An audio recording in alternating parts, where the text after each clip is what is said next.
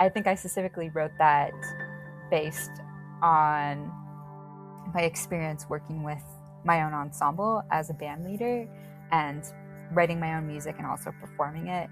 I think, like, going back to what we were discussing earlier with writing more jazz or jazz adjacent compositions to bring in and work with the band, that is kind of how I work in ensemble settings when I'm composing for a group that I'm leading. I'm always curious about what I can give the musicians in terms of information, like the quote unquote preconceived ideas, whether it be melody or like harmony or rhythm. And then the intuitive process, I guess, is the collective musical conversation that we're having in terms of improvisation.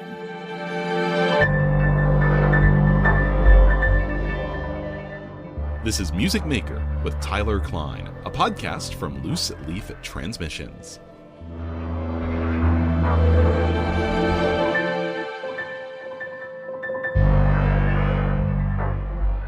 How's it going, y'all? And welcome to another edition of the podcast. If you are new here, my name is Tyler. I'm a composer, broadcaster, and producer who loves talking with creative people about how they make their work and what drives them to create. There are now over 45 episodes in the archive for you to explore, so after this one, I hope you'll dig into some of the other conversations. And if you've been listening for a while, welcome back. It's so great to have you.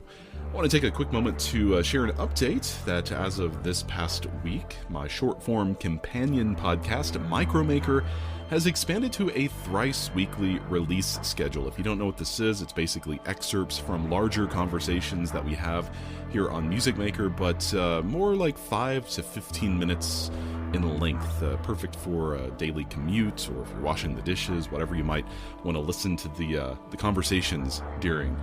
So if you're looking to revisit moments from Music Maker, but in a more compact form, be sure to look for that and follow along. Again, that's called Micromaker from Loose Leaf Transmissions. Today, I'm joined by Jessica Ackerley, a guitarist and composer based in Hawaii, who Wire magazine described as one of the most exciting guitarists to have emerged from the free music scene in recent years. Jessica has built a remarkable body of work across 25 releases as a band leader and co-leader, and over the past few years has expanded their practice into composition for contemporary ensembles, bringing with them a background that spans avant-garde jazz, rock, and an active visual art practice. In our conversation, we get into how Jessica's compositional process starts not with notation, but with drawing, how their roots in jazz and rock show up in music written for string players, for example, and what it was like to travel to Svalbard for the Arctic Circle Residency, and how that experience continues to shape their work. Also worth noting, we end on something that I found to be really thought-provoking, and that is Jessica's complicated relationship with the word experimental and what they wish people understood about their art. It's a really phenomenal conversation, and it gets started in just a moment.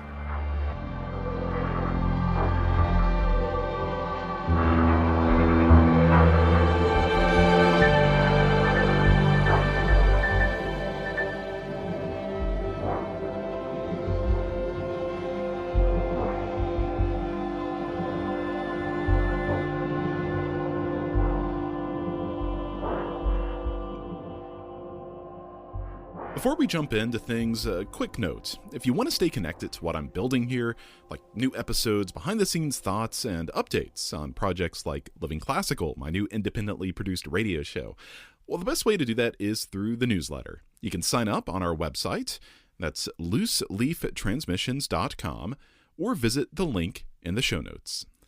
Now, on to my conversation with Jessica Ackerley. Well, Jessica, I think like a lot of composers who I've gotten connected with over the years and also actually just had on the podcast as a guest, I first found out about you from the piece that you wrote for Unheard of Ensemble that was released on their one of their CCI releases. And, you know, from there, I just did this deep dive on your music, and I instantly knew that you were someone I had to talk to one day. So all of that to say that I'm really looking forward to our conversation today, and thank you so much for your time. Thank you for having me. Yeah, I'm looking forward to talking with you today. Awesome. Well, where we like to start here on Music Maker is as far back as you are willing to share, or as far back as you can remember. And that is, what is your earliest artistic memory as a composer? But also, since you do a lot of interdisciplinary type things, I'll just also broaden that to, artistic memory in general. Mm. Yeah, I think I've always been interested in creating things. I was really into crafting and art when I was a child, really like to draw and paint. And I also really enjoyed listening to music on the radio and going to record shops when I was a teenager and discovering all sorts of music. I grew up in a very rural part of Alberta, Canada, where I didn't have access to that many live performances or music teachers. So a lot of what I discovered was either through my local record shops and reading magazines that I would get at the convenience store, guitar magazines, music magazines, all of that. And I think that's probably where it all started for me, was just this interest in discovery and seeking out things on my own that excited me. Were you surrounded by art otherwise? Like, was there a lot of art at home, or was this just something that you felt sort of naturally inclined to seek out for one reason or another? And I ask that because I also come from a rural town in Hmm. Kentucky, and neither of my parents are musicians or artists or anything like that, and so I Yeah. felt like this really innate kind of draw to or pull to this kind of artistic thinking. And I'm just curious if it was something similar for you. Yeah, I would say that. I mean, both my parents aren't musicians. My dad used to paint as a hobby, but I think also it was like basically coming up during that time with internet becoming more accessible and also having access to like the Canadian Broadcasting Company with Mm, what they were showing on their radio stations and also their television shows. It was very centered around Canadian art in terms of musicians, film, animation, all of that. So I think even though I was in a very rural location, the access to all of these different media outlets allowed me to discover things that I probably wouldn't have had access to if it was a few decades earlier. I think you're more isolated if you don't have those resources to access and discover all these cool works of art. I can imagine you like going through the record bins. I mean, what did you gravitate towards, and what were some of your like early like influences or records that really stood out to you as, kind of like a foundation for maybe where you ended up today? Because I was a guitar player, I was definitely listening to a lot of rock and punk music. I really liked punk music when I was in my early teens. And then when I got to the age of like 16 or 17, that's when I started working backwards and listening to more classic rock from like the 60s and 70s. And then that kind of led to discovering more music from that time, specifically like jazz music, like Les Paul, Wes Montgomery, all of that. I'm curious to because you are a guitarist, and a lot of composers that I talk to end up like I'll ask them like, what was your first experience actually writing music, writing a piece or something like that? And like a lot of people, and I think myself included, it was like with a band, like a garage band or something like that. Was it that a similar experience for you? I mean, what were those first moments writing music, composing music, however you want to describe that? What was that like for you? I didn't really start writing my own music until I went to college, actually.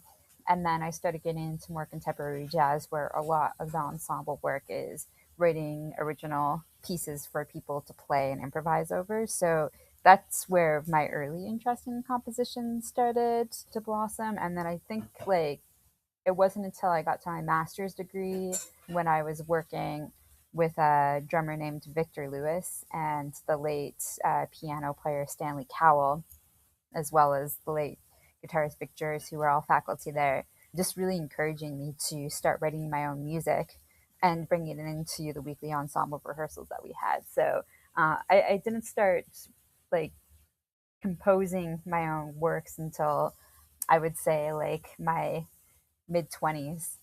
Oh, nice. Yeah. Yeah. Were Was there something about like the what you were doing in school that had them like encourage you to be a composer? I mean, were you showing an interest in that, or was that something they told everyone and just hope that like some people would do it? Well, they were all composers themselves. They all Gotcha. would bring in their own pieces of music for us to read in rehearsal. And then they just encouraged everyone in the ensemble that if they had a piece that they wanted to bring in to rehearse, we could do that. And then at the end of the semester, we'd have like our jazz ensemble concerts where they would put together like a program of music and we'd perform them. But I also think that it's because they were also, I mean, they were straight ahead musicians, but they also ran their own ensembles and they had weekly gigs where they were writing music for their bands. So they, as performers in New York, really encourage a lot of younger musicians to start building their own repertoire because that was the norm and is still the norm with contemporary jazz in New York City.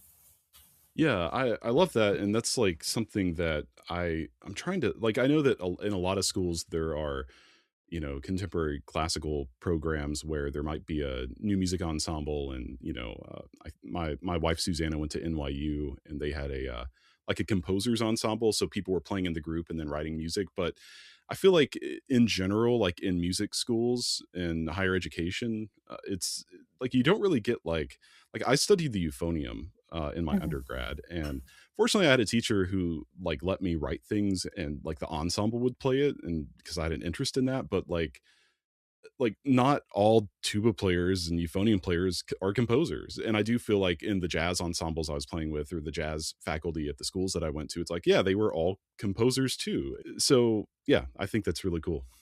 What were some of those early compositions of yours like, if they were in these settings?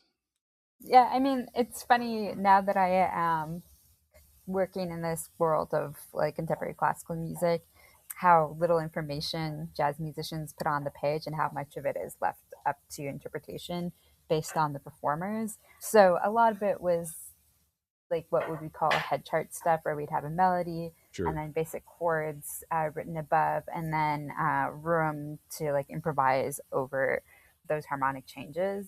So that's kind of where it started. And then I started getting more interested in expanding those melodies to write for specific parts with people in the ensemble. So I would write like some sort of melodic line plus like a bass line or like occasional drum hits and kind of get a little more detailed with that, which like is pretty common now for contemporary jazz. But a lot of the time, most of those compositions for jazz ensemble settings usually just had the melody and some sort of harmonic progression happening on the page, and then the rest was left up to the ensemble based on how performers wanted to interpret that music, which like I think is great in a way that you're just really trusting the musicians to interpret the music and add their own artistic voice to it.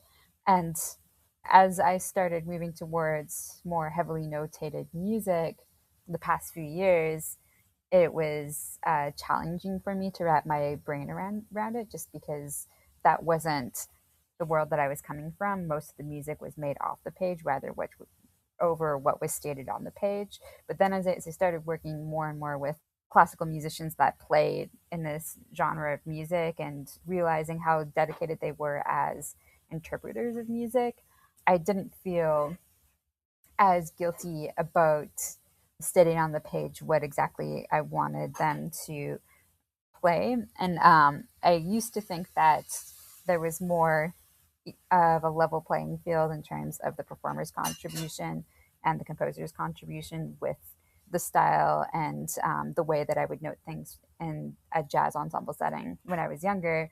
And now I'm realizing that there is actually a lot of equality with the composer performer relationship, with me being more detailed in terms of what I want out of the composition and them interpreting it. And I think that's kind of opened my eyes a lot in terms of what collaboration means and what freedoms and kind of like that exchange, that creative exchange that performers and composers can have with each other. It's really interesting hearing you talk about this because I've gone in like such circles about this as a composer myself where like when I first started writing I was like highly descriptive, and like when you give descriptions and even just text descriptions or leave things up to interpretation, like you kind of you don't know what you're going to get but you kind of do, and that's always a little exciting.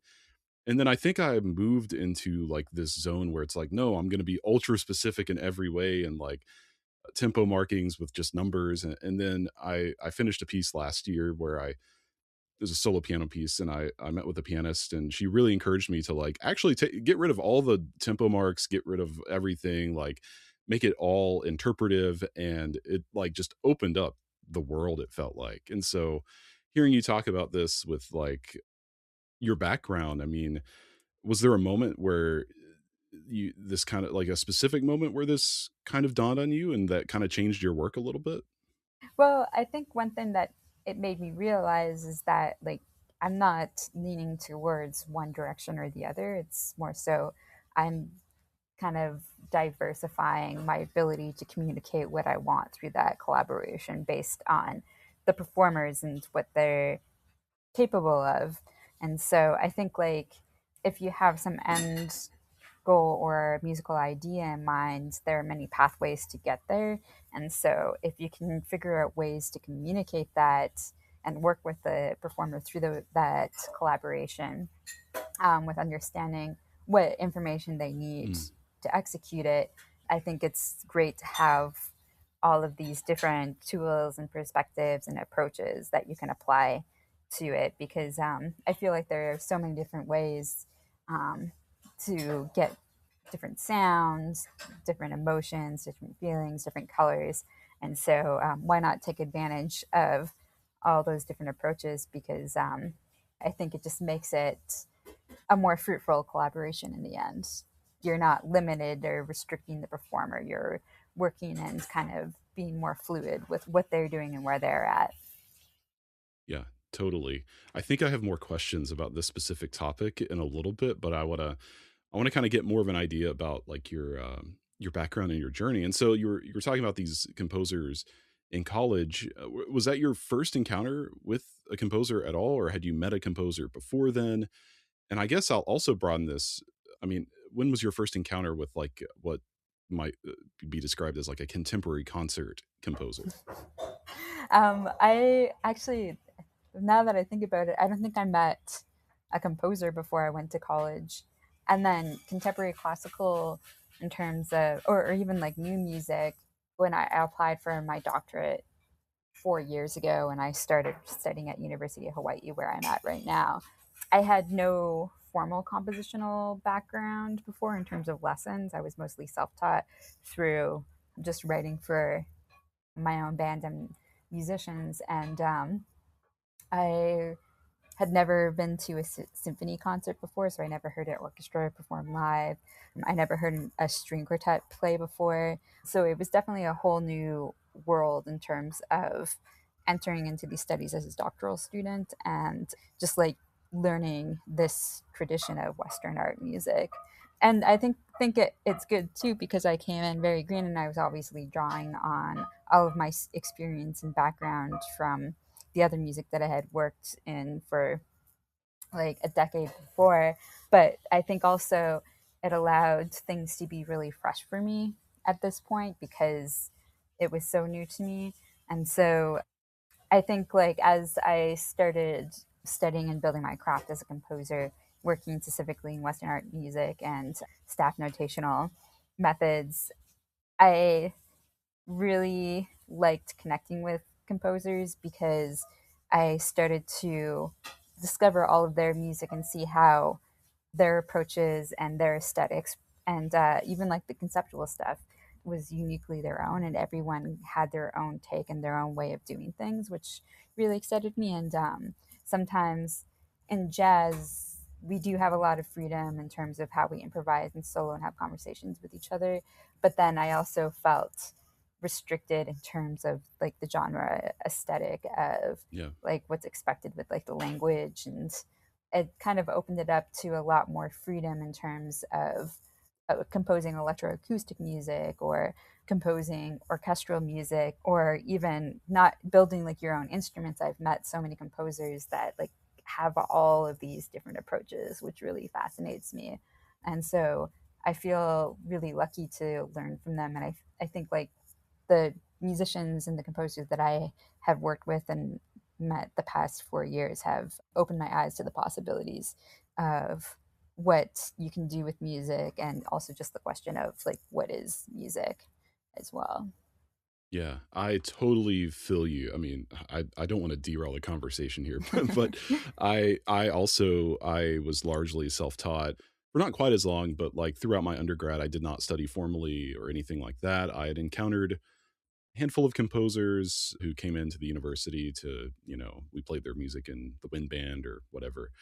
But I didn't take like regular composition lessons from a composer until I got to my master's. And I felt like at that point, I had such an appetite to just learn everything there was to learn that I'm not sure if I was like, if I'd entered a program at 18 right out of high school, I'm not sure like it would have made the same impact. Like, I'm glad that I was a little older or, whatever. And I was extremely humbled because it was like, oh, I thought I knew what music was, and I clearly don't. And then it was kind of painful for a semester, and then I just felt like everything clicked, and here I am, like 10 years later.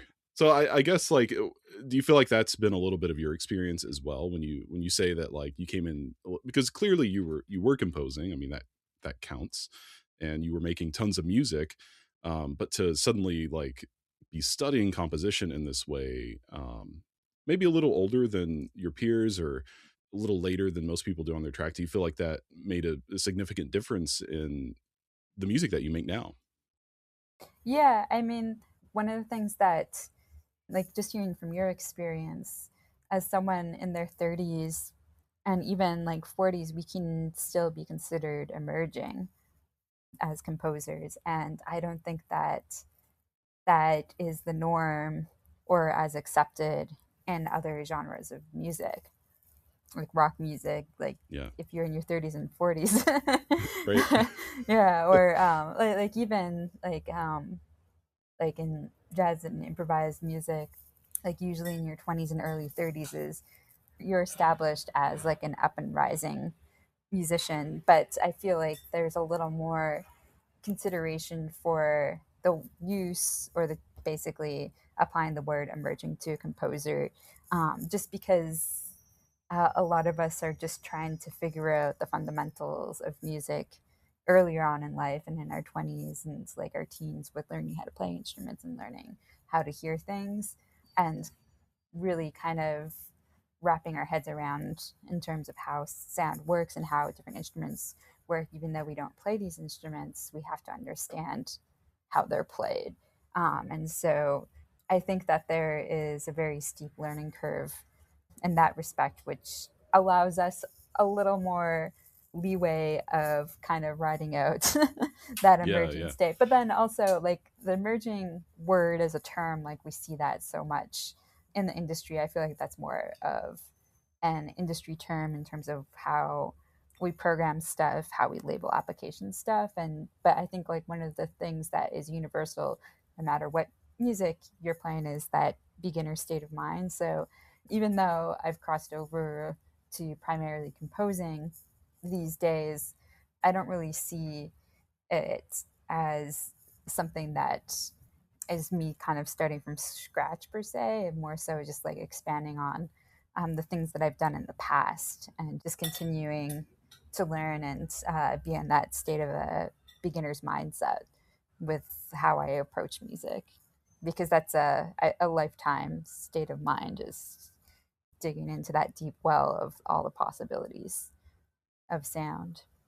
Oh man, I love that. And what it brings to mind is I was just with a composer friend of mine, who I'll keep anonymous, but I would qualify them as much more established than me, at least. Like they're getting lots of orchestra performances, and they're very visible and that kind of thing. And they were kind of lamenting like, and they're about my age, and they were lamenting like, I feel like I can't ask questions. I feel like I've I've been put in a position to where I'm like too far beyond, like people are looking up to me for answers, and it's like, but I have questions too. And I think like what you're talking about with this beginner's mindset is something that we can all kind of hold on to. And it's like, you should be able to ask questions. Like, it doesn't matter. Like I have a composer mentor who's in his 70s, and we talk regularly, and I'm asking him for advice and he's asking me for advice. And it's like, that's how it should be. Like, we shouldn't feel guilty one way or another, right? Yeah, I think like it also has a lot to do with the fact that like once we have more knowledge, it's expected, and especially as you get older, it's expected that you know everything. And I think one of the things that I've learned from studying as an older student with my professors, even though they're highly knowledgeable in a lot of music and extremely helpful with like assisting me with figuring out how to notate my ideas and everything, people don't know everything. Yeah. And so I think like it's more so breaking down that hierarchy of teacher student and treating it more as like a peer-to-peer learning experience.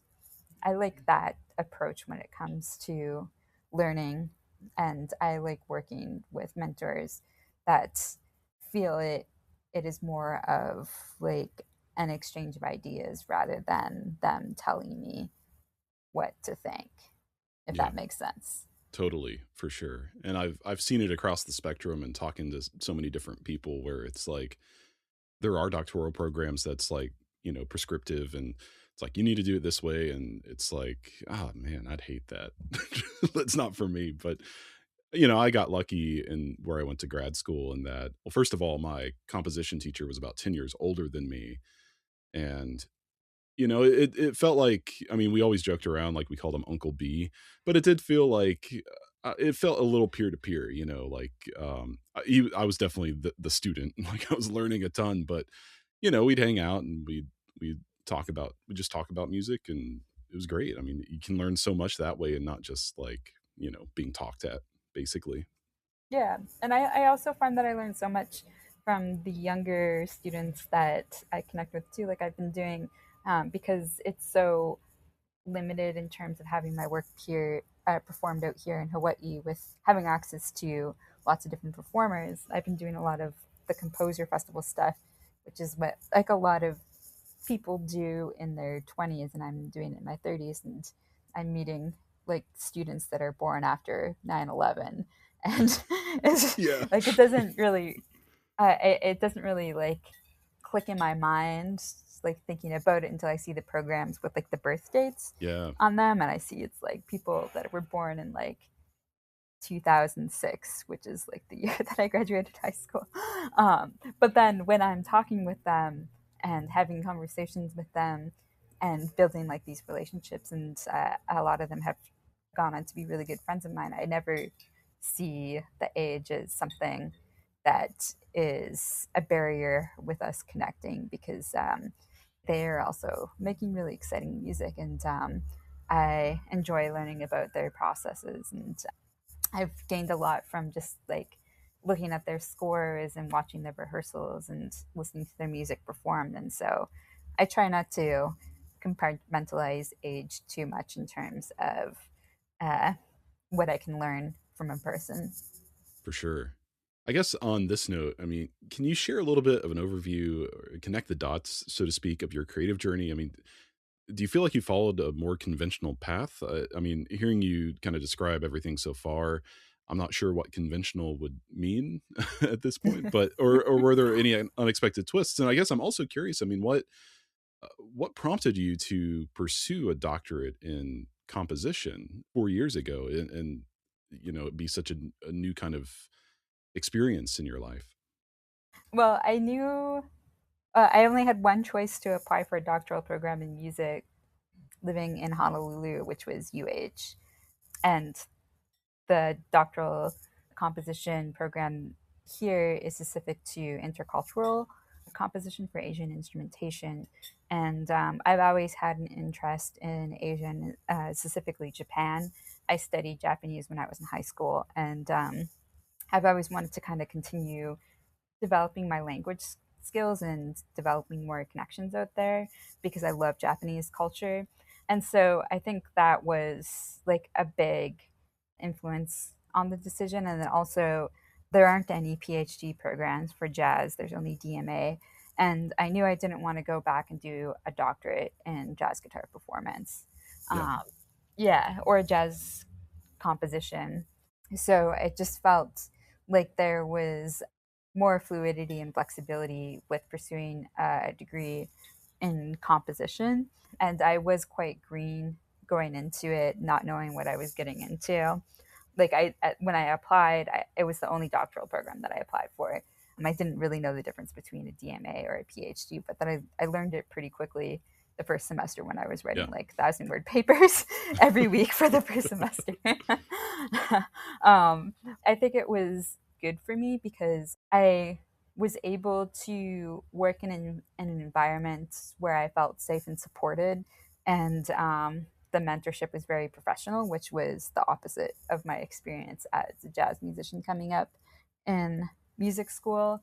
And I think like that was massively important in terms of my growth of my craft and navigating that steep learning curve of learning how to notate and how to write for different instruments. And I think like because of that, I developed as an artist beyond what I ever expected, with just seeing that growth of what I was composing in 2022 versus what I'm composing in 2026. And then also the opportunities that have come my way as well. I've met so many amazing musicians that have been so generous with wanting to dedicate time to learn my pieces and perform them. And I feel very lucky that I just trusted myself with not really understanding what I was getting into or knowing much about what this was all about in terms of not only being a musician but also being an academic and a scholar, and just really leaning into it and putting in the work and just seeing how much it's kind of transformed my life the past 4 years, especially with opportunities to like travel the world as Yeah. well. What's been like the biggest surprise to you in the past 4 years, being in this program, going all in on composition in a new kind of way? I mean, what's like come up for you? The biggest surprise for me was decentering my identity as a guitarist Mm, and thinking that New York City was the world in yeah. terms of a music center. And then basically kind of stepping away from those expectations. I'm just curious, and you don't have to be ultra specific in answering this, and you don't have to answer it at all, actually, if you don't want to. But how do you end up from coming from Alberta and then New York City, and now you're in Hawaii? How what led you to Honolulu? Well, I started at a community college studying guitar in Edmonton, Alberta, and my professors just happened to be jazz musicians. My first teachers, one was named Bobby Cairns, and he passed away from COVID in 2020, but he used to play with Oscar Peterson. And then my other teachers, Jamie Phillip and Jim Head, who are still teaching there, and I'm still very much connected with, were important in my early development because I never took regular like formal lessons in high school or had opportunities to formally study to get into post-secondary music program. And so getting into the Grant McEwen Music Diploma program, where I studied for 2 years, was very important for me to kind of build my musicianship so that I could transfer to university. And then by that point, because I had studied with jazz musicians, I mean, it could have gone so many different ways. It just was the place and the time and the moment with who I was surrounded by. I finished out my bachelor's degree on the east coast of Canada in the Maritimes in Nova Scotia. And then that is where I met Vic Juris, who was a visiting artist for my program. And I took a private lesson with him, and he suggested that I apply for Rutgers and come study and do my master's there for jazz guitar performance. So I took a year off and then moved to Toronto for a year And I had a lot of really good musician friends from Alberta who moved out to Toronto to work as musicians out there.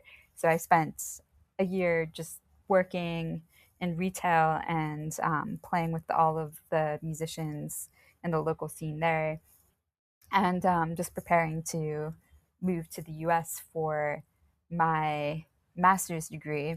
And then that was also just like sheer luck of timing and world events, because that was when the stock market crashed and the US dollar sank and the Canadian dollar was stronger during that time. And so that's what allowed me to come study in the States, was because it was financially feasible in that moment due to the economic turmoil of the recession. And then also Vic encouraging me to come and study with him. And then I knew that I wanted to move to New York City. I knew that I wanted to be a musician in New York City and perform and experience that. So I did that for 10 years and I learned a lot from it. I was exposed to so much music, not just in jazz and improvisation, but also like rock and experimental and noise. And some of my closest collaborators, like my friend pianist named Eli Wallace, we still work together to this day on stuff. And I think that that was kind of what taught me how to be a professional musician, was navigating being an artist in New York City, which is extremely difficult to do, and it Oh does yeah. take a toll on you, which is part of the reason why I knew I eventually had to leave after doing it for 10 years. And so the move to Hawaii, once the pandemic happened, I had all my guitar students online, which made it a lot easier to do. And I also was doing it with the intention of getting settled the first year that I was here and then applying for the PhD program in composition here as well. So you kind of moved out ahead of time knowing you would apply for that program. Yeah. Yeah, that's cool. So at what point did you know that you wanted to pursue your craft as a career? I guess as a composer, I mean, was there a moment where you're like, okay, this is like the thing I need to be doing? When opportunities started coming my way, I mean, Yeah. I was getting into, when I got into the program, I had no expectation of getting like commissions or could even envision like the people or the musical communities that I would connect with.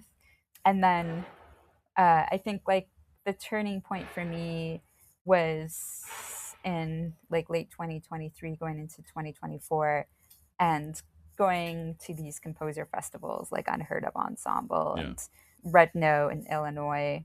I met a lot of really great composers there. And then I think like the thing that really shifted it for me was when I attended Bang on a Can as a composer fellow in 2024. And that kind of solidified for me in terms of dedicating my creative energy towards becoming as strong of a composer that I can be, and also kind of building this whole group of friends that I get to write music for and collaborate with. And I think like that was kind of like the catalyst for me moving forward. I've done some of the like 3-day music festivals at a university with like 5 concerts and stuff, like the Calls for Scores thing. I've done plenty of those, but I've only ever done one of the like summer programs, like festivals where it's like you're there for 4 weeks with a bunch of people.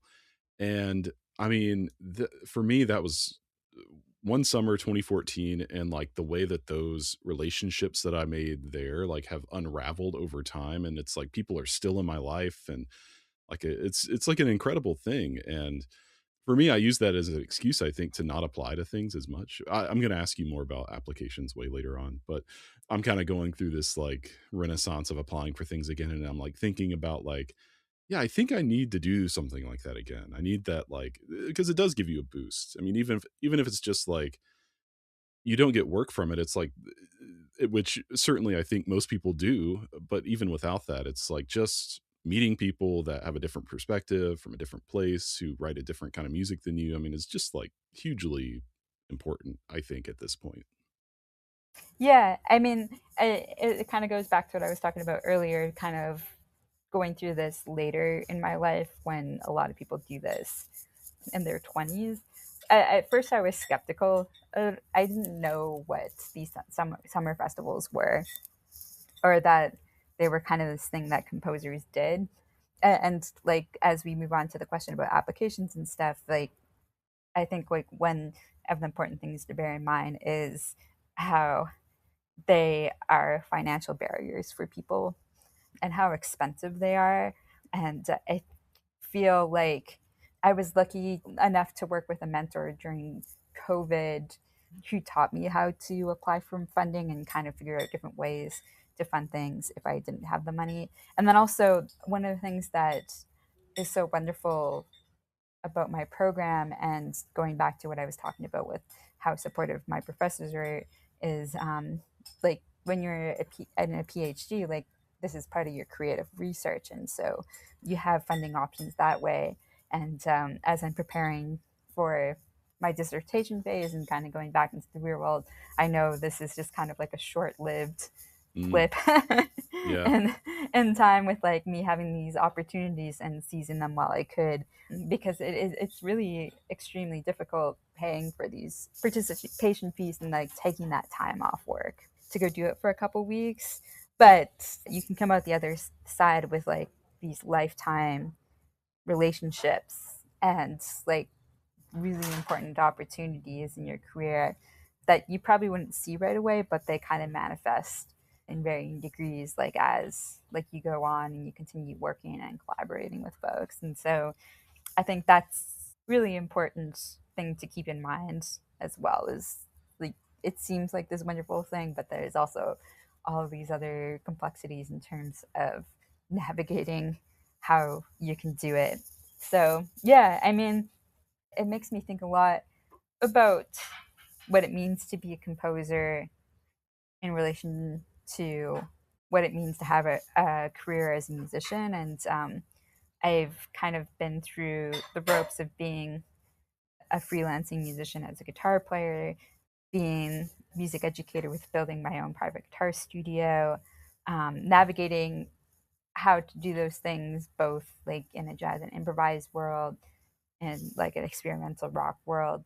And I think one of the things that I've noticed as a composer, unless like you're getting into more commercial work like film scoring and video game scoring and all of that, the thing that strikes me the most about the people that I've connected with is they love to do this so much and they're so passionate about it that despite like the financial restrictions and maybe like not getting paid or worth for the work that we put into it, people are so dedicated to keep it moving forward and also are highly resourceful in figuring out how to Yeah. make it work.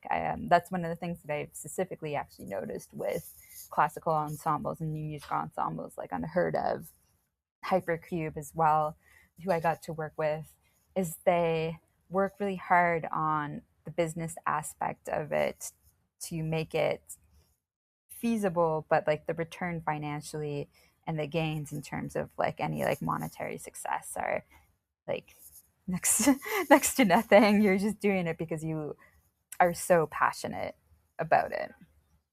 I feel like I can't speak to ensembles, but I'm sure it's a little bit of this. But I know that like for me, it's I mean, I've held a day job forever and I'm still freelancing and in radio work primarily, and that's like still how I make a living. And the composition stuff is, you know, financially like on the periphery, but it's like so important to my identity that it's like, you know, I'm gonna take on work even if it's like not fair pay, because it's like I discover stuff about myself when I'm doing these things. Not that like other musicians don't also discover things, but like, you know, you mentioned film scoring and video game scoring, like that's a hired job, right? It's not quite the same. So I totally know what you're talking about, where it's like I think people from the outside looking in, especially like my family, who are none of them are musicians, and they're like, "How are you making a living doing this thing?" And it's like, "Well, I'm mostly not, but you know, it's still it's like the most important thing in the Yeah. world, you know." Mm-hmm. So I totally feel you. Yeah. Yeah. And like composers, especially, and this can also be said for a lot more experimental musicians as well, is that like you can see the visibility of them being active and getting their work out there, but like we don't see the other side of it, which is the amount of time and work that they're putting into just to survive and make enough money to like support themselves in terms of living expenses, groceries, etc. And I think like it's really kind of easy to fall into the trap of seeing like all these opportunities online with social media with people and all the chances that they have to put their work out there and not really realizing that it's a grind in a lot of Yeah. ways, and we're often going for weeks on end without a day off because we're trying to balance it all, and that's just kind of the reality of it. Tyler here, breaking in just briefly to tell you about something I think you're really going to love, and that's Living Classical, my new independently produced radio show. And if you're listening to Music Maker for the ideas and philosophies behind how composers think, well, Living Classical is where you hear how that music actually comes to life. New episodes release weekly on Sundays at livingclassicalradio.com or on our Mixcloud page. So I want to shift gears a little bit and dig more into like your philosophies behind your actual work and your process and all that kind of stuff. And you describe yourself first and foremost as an interdisciplinary artist. And a lot of your work feels less about moving between genres and more about having an expanded vocabulary available to pull from. And I got to be honest, my first inclination was kind of like asking you about jazz versus classical, but as I like read more about you and listened to more of your music, it's like it's not opposed, it's just like it's just a wider vocabulary that you have. So how conscious is your choice making when you're deciding what language that a piece actually needs, like where you pull from at different times? Ooh, that's a tough question. One of the things that I do when I compose is I don't have any notational sketches, like staff notational sketches. I do have time stamped ideas of where generally ballpark I want things to happen in terms of musical events. But then in the moment when I'm composing, I'll just write from beginning to end and try to think about it as like some free flowing dialogue that's kind of coming out of my head in terms of what I'm hearing next. And so I try to lean in more subconsciously, similar to the way improviser would interact or engage musically in the moment with other musicians. As they're improvising, they're always thinking about, okay, I'm playing this, but you're listening to what the other person's doing, and you're always thinking about how can I complement this? How can I engage in it? How can I make the music better? So I'm always kind of thinking about it as like this free flowing thought conversation as I'm starting with bar one and kind of inputting the notes as the piece goes on from beginning to end. So I think like that is just coming mainly from my background as an improviser, just trusting in the moment that whatever musical vocabulary that I'm picking in that moment is what I'm hearing in my head without digging in too deep in terms of where it's coming from or why it is there, and just trusting that like what I'm hearing in my head and trying to figure out how to put it onto the page is the best way to make music sound more organic, if that makes sense. Yeah. And I think that kind of would answer your question in terms of why I don't split it up or compartmentalize it in terms of genre. It's because I'm probably purposely trying to avoid putting too much thought into it to begin with. Yeah, so when you say that you don't start with notational sketches, I guess I also don't really start with notational sketches either. But I'm curious, what like the way you're describing this, like kind of free flowing. Are you playing on guitar? Are you like sitting at a piano? Are you? Can you kind of describe what that looks like for Yeah. you? I mean, I don't usually write with an instrument, and I'm not ever like checking sounds. I'll usually have paper in front of me. I'll have like timestamps, and then I'll kind of like use, because I do a lot of drawing and painting as well. I'll use like graphic sketches to kind of map out ideas in terms of where I want musical events to happen, what I'm thinking about in terms of color, and thinking about overall shape and arc of the form as well. And it's probably like not the best way to compose. It's funny as my professors, um, they caught me in my orals talking about MIDI and MIDI playback, and yeah, like Oh MIDI yeah. is like just the worst sound. But I don't know. I also use MIDI playback just to kind of get a loose idea of where everything lays as well. And so I do most of my writing in the computer. I've experimented with things in the past where like I'll take sounds of live instruments and then I'll comp and I'll splice it into Logic and then do the composing in Logic and then go back and notate it.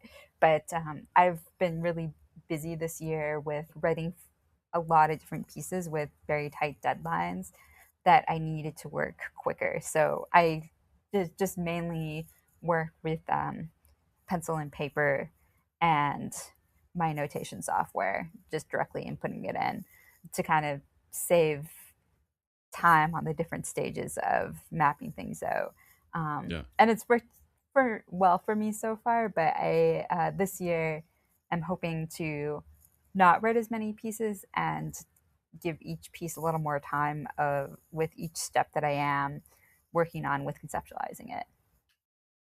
It's almost like the first layer of music. Like, would you say that like you're more attracted to gestures and textures over like rhythm and harmony when you're first starting out, or is that I would does that say, yeah. does that stay prominent like through the whole piece? I think so. I'm not really thinking. Actually, recently I've been thinking more about harmony than I normally do. But I feel like because I am playing a harmonic instrument, I'm quick to hear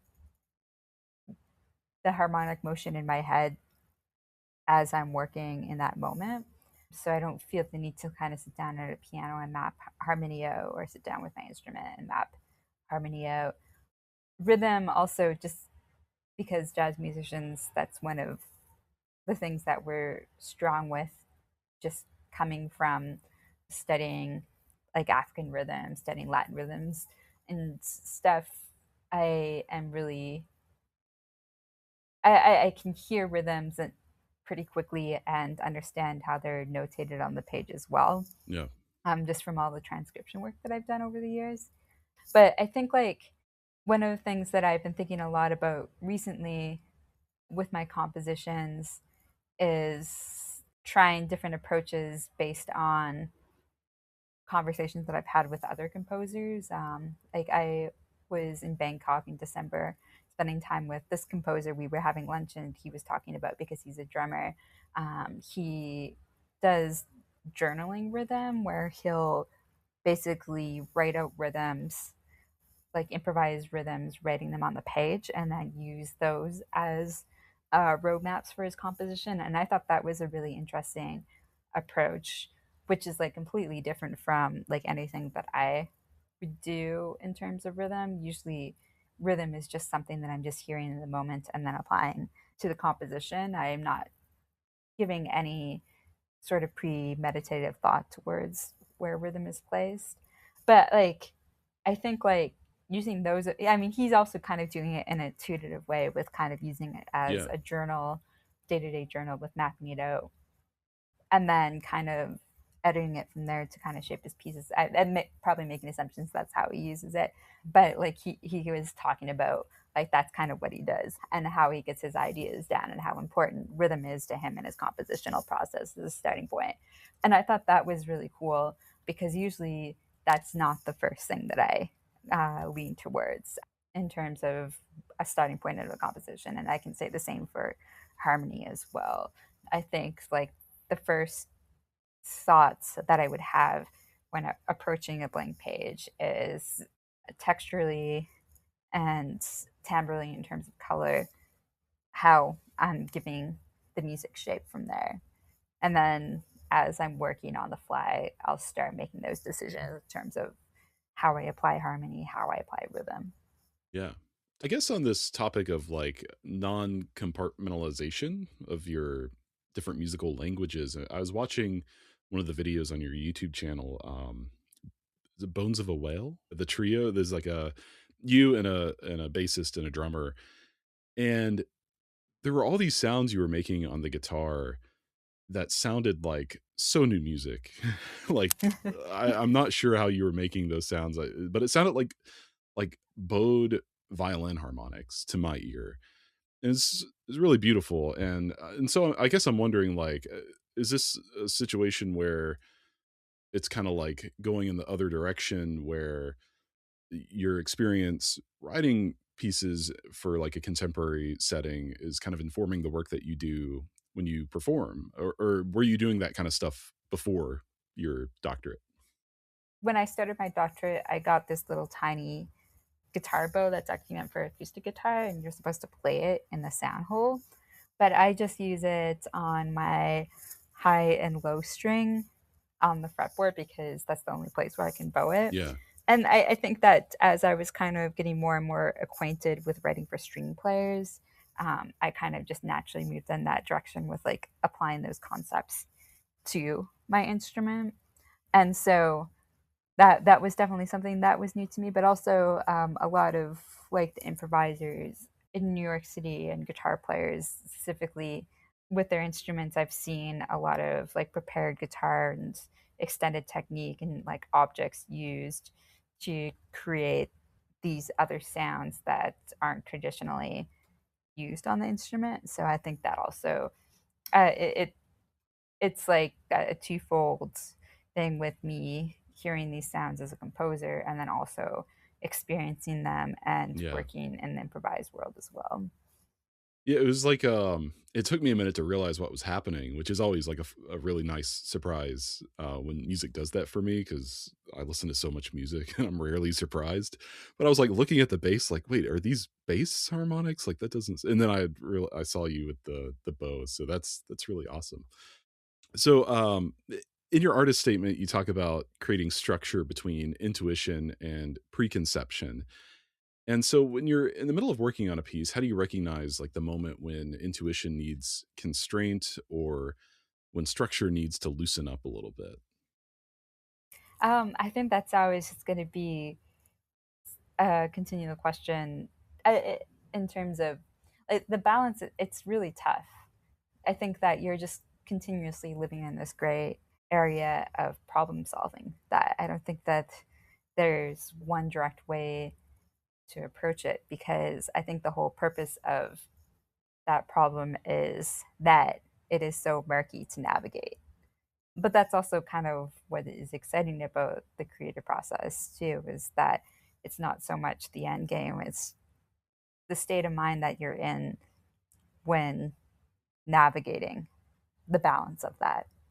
Can you describe like maybe like a moment in a piece where you were finding that balance between, like something that was very intuitive and trying to, I mean, I imagine like if you're working in the way that you're describing, where you're kind of mapping out a piece beforehand and then going through and writing kind of, I mean, that sounds like preconception with intuition mapped onto it. So I'm Mhm. just wondering, like, how do you balance this specifically? I think like it's specifically going back to the artist statement, if we're quoting it from there, I think I specifically wrote that based on my experience working with my own ensemble as a band leader and writing my own music and also performing it. I think like going back to what we were discussing earlier with writing more jazz or jazz adjacent compositions to bring in and work with the band, that is kind of how I work in ensemble settings when I'm composing for a group that I'm leading. I'm always curious about what I can give the musicians in terms of information, like the quote unquote preconceived Yeah. ideas, whether it be melody or like harmony or rhythm, and then the intuitive process, I guess, is the collective musical conversation that we're having in terms of improvisation.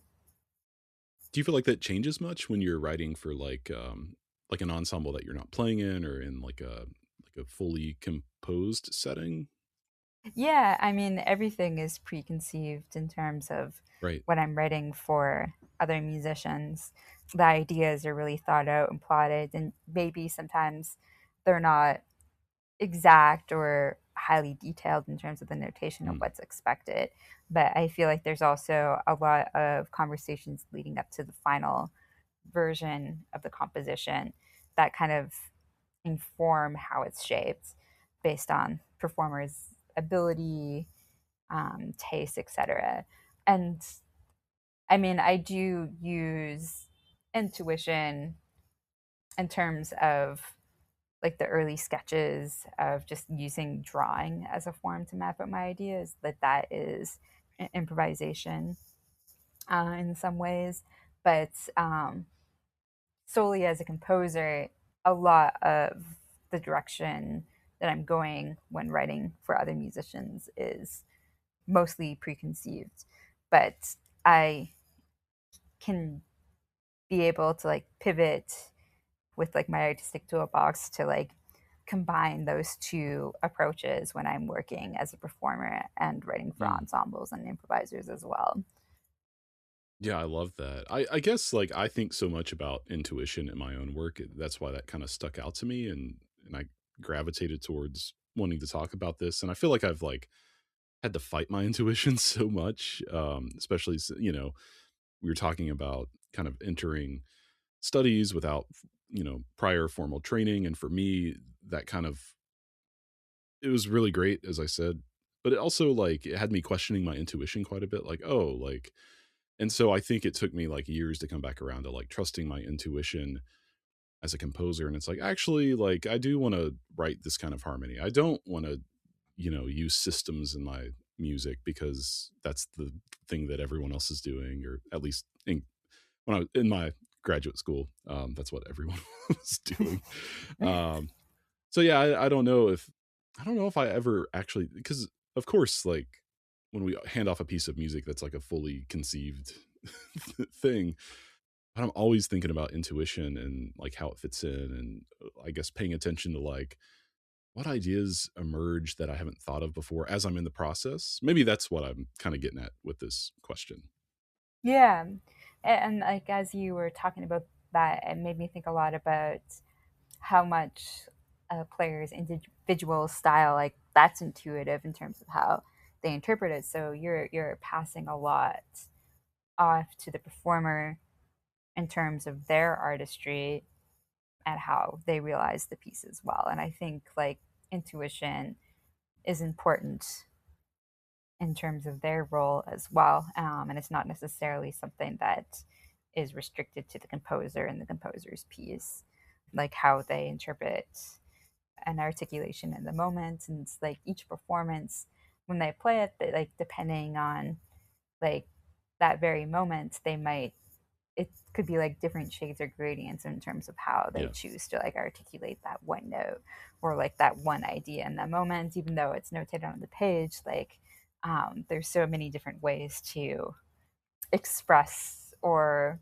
interpret a rhythm, a melody, a sound, like all these different factors that come in. And I think that is a whole other layer of intuition that once we pass the paper off, no matter how much information we put on that the page, like the performer at that point is going to have their own touch and their own artistry in terms of how the piece sounds. Right. And I think that's where like things get really exciting for me, is like, yeah, that's what we want. I don't want my music to sound the same every time it's played. It shouldn't, right? Yeah. So, much of your work, it lives in this kind of like unstable in between space, which I really love, by the way. You're often incorporating like noise alongside melody or even natural sound versus amplification, which I'm sure must come from your background as a guitarist in some ways. So, how has working inside those tensions shaped the way that you either think about ambiguity or texture or narrative, all those kinds of things when you're actually composing? I think like that just kind of comes back to my overall curiosity with sound and the vast potential that sound is capable of. I think that when you're working with these instruments and you're learning how these instruments work when you're composing for them, like the performer knows the instrument best in terms of what it's capable of, but then also the composer is making these aesthetic and these musical choices that kind of augment it in a lot of ways. And I like going back to what I was talking about earlier, where at first, like it seemed to me like there was a hierarchy established between the composer dictating what the performer was doing, but that perspective has changed for me over the years, knowing that whatever musical ideas I bring to the table, the performer's vast knowledge in terms of the instrument is equally as important. And just spending a lot of time listening to different types of instruments, both in live and recordings like albums and stuff, I think that you're just naturally absorbing through osmosis all these different sounds in your head. And like when you hear those ideas played back in your head, you're always trying to navigate like how do I re-output this out in terms of what I am composing in the moment. And it's kind of like a funnel in a lot of ways because of everything that you've been exposed to in terms of musical memory. It's really hard to separate Mm. and kind of cleanly like align a very specific sound just because of the amount of music that us as not just as musicians but also just as general listeners have been exposed to throughout our life. And it's not even just exclusive to instruments and like records and concerts and all of that. It's also sound that occurs in our daily lives as well.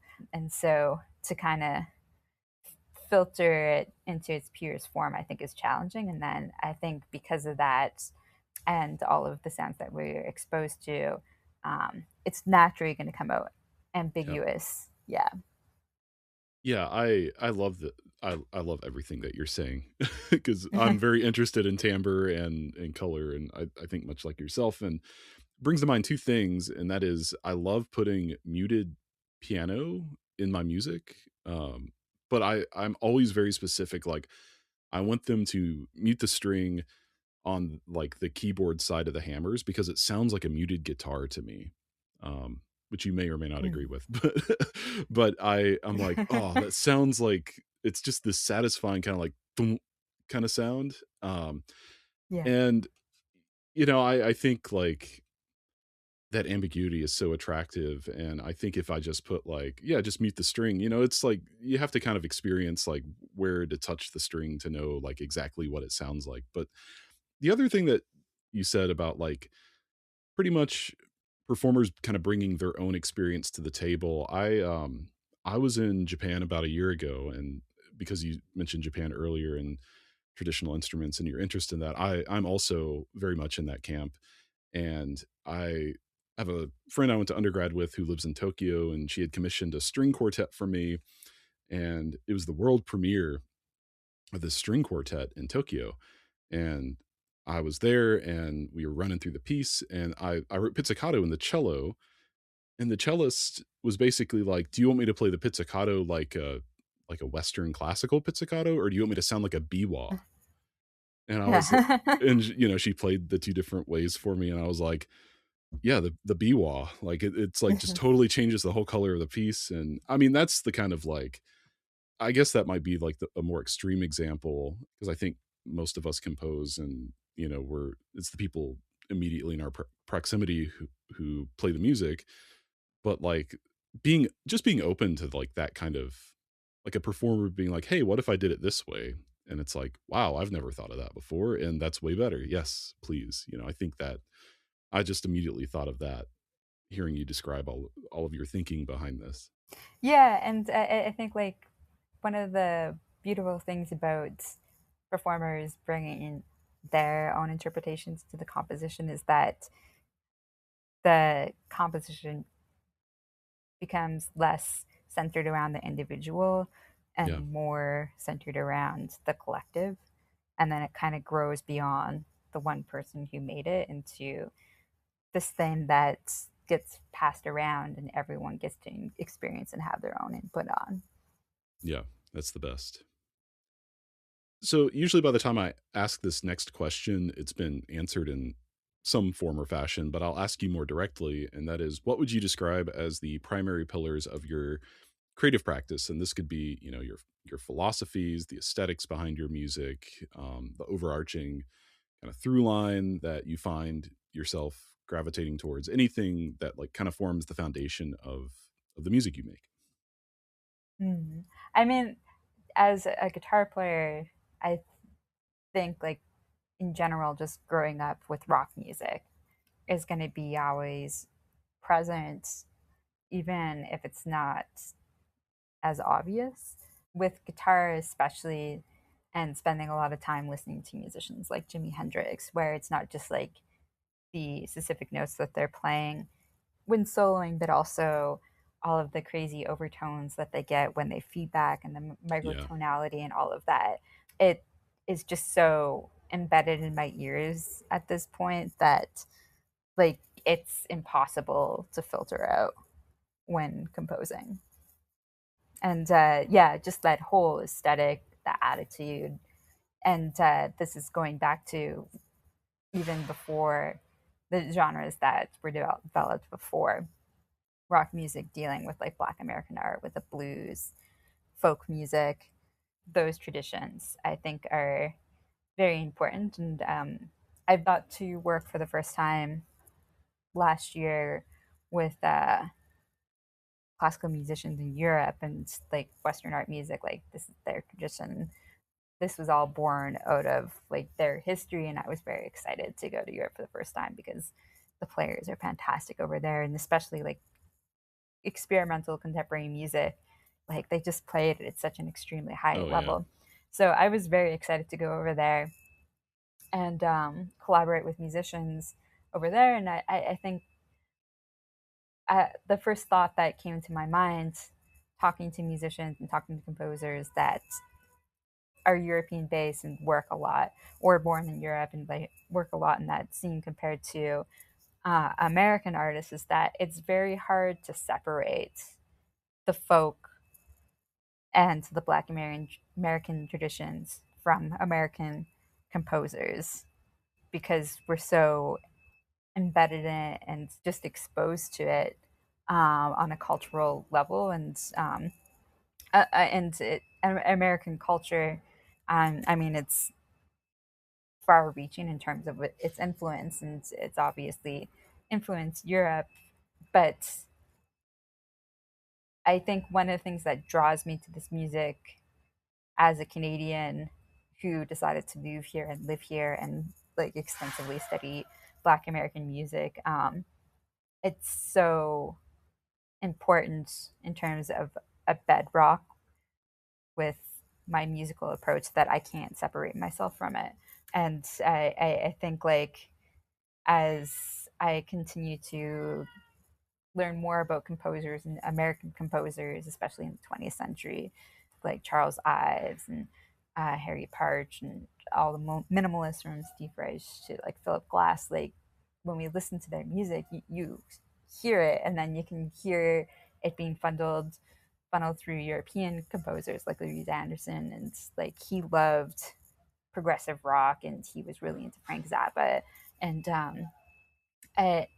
it's almost impossible to have it be the separate entity outside of classical music at this point. So I think that is kind of like a central foundational bed for me, especially.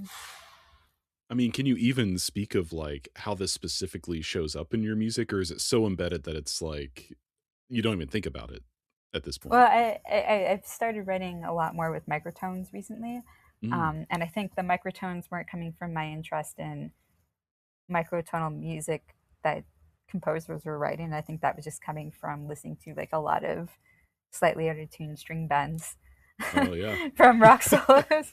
Yeah. Yeah, yeah.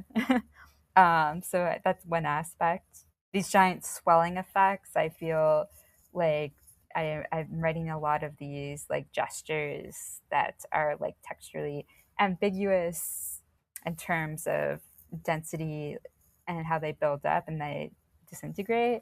And I feel like that is related to like the feedback of a guitar or like guitar pedals.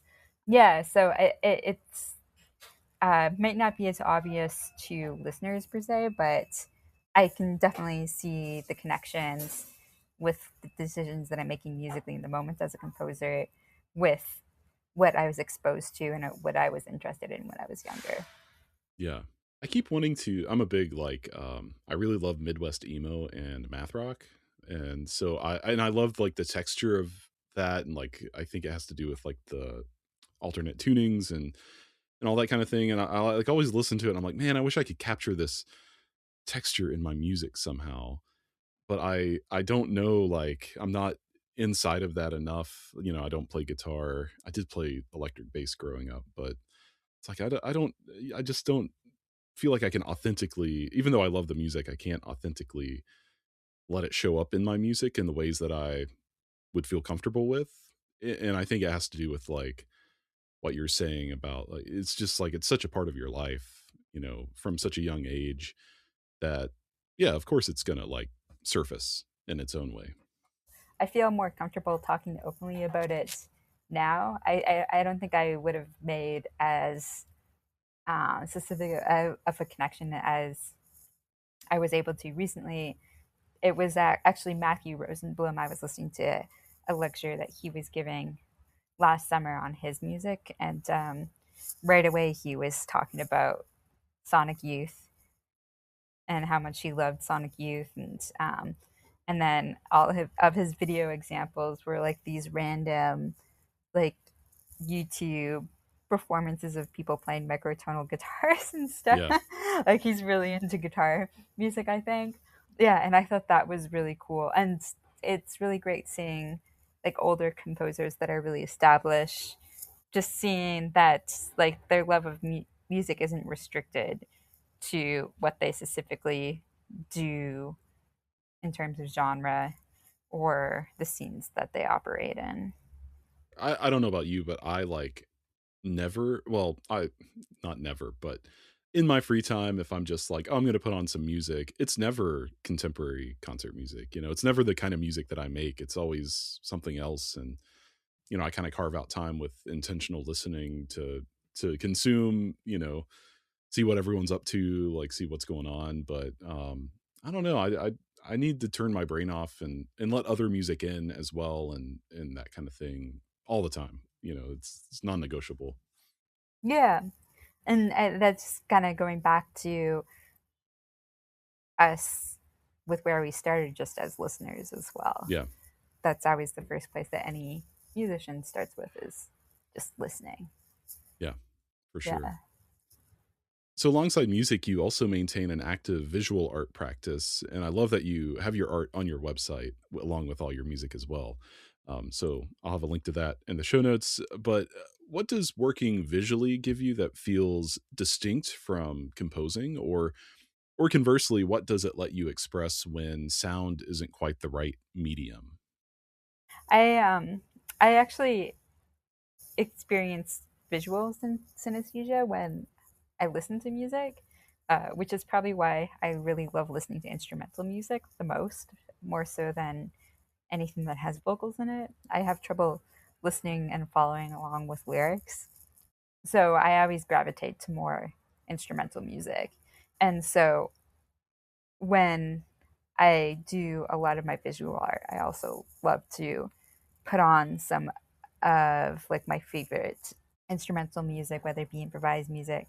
I actually really enjoy listening to ambient music Mm, as well when I'm painting, just because there aren't very distinct events. It's more so this kind of gradual transformation of sound over time.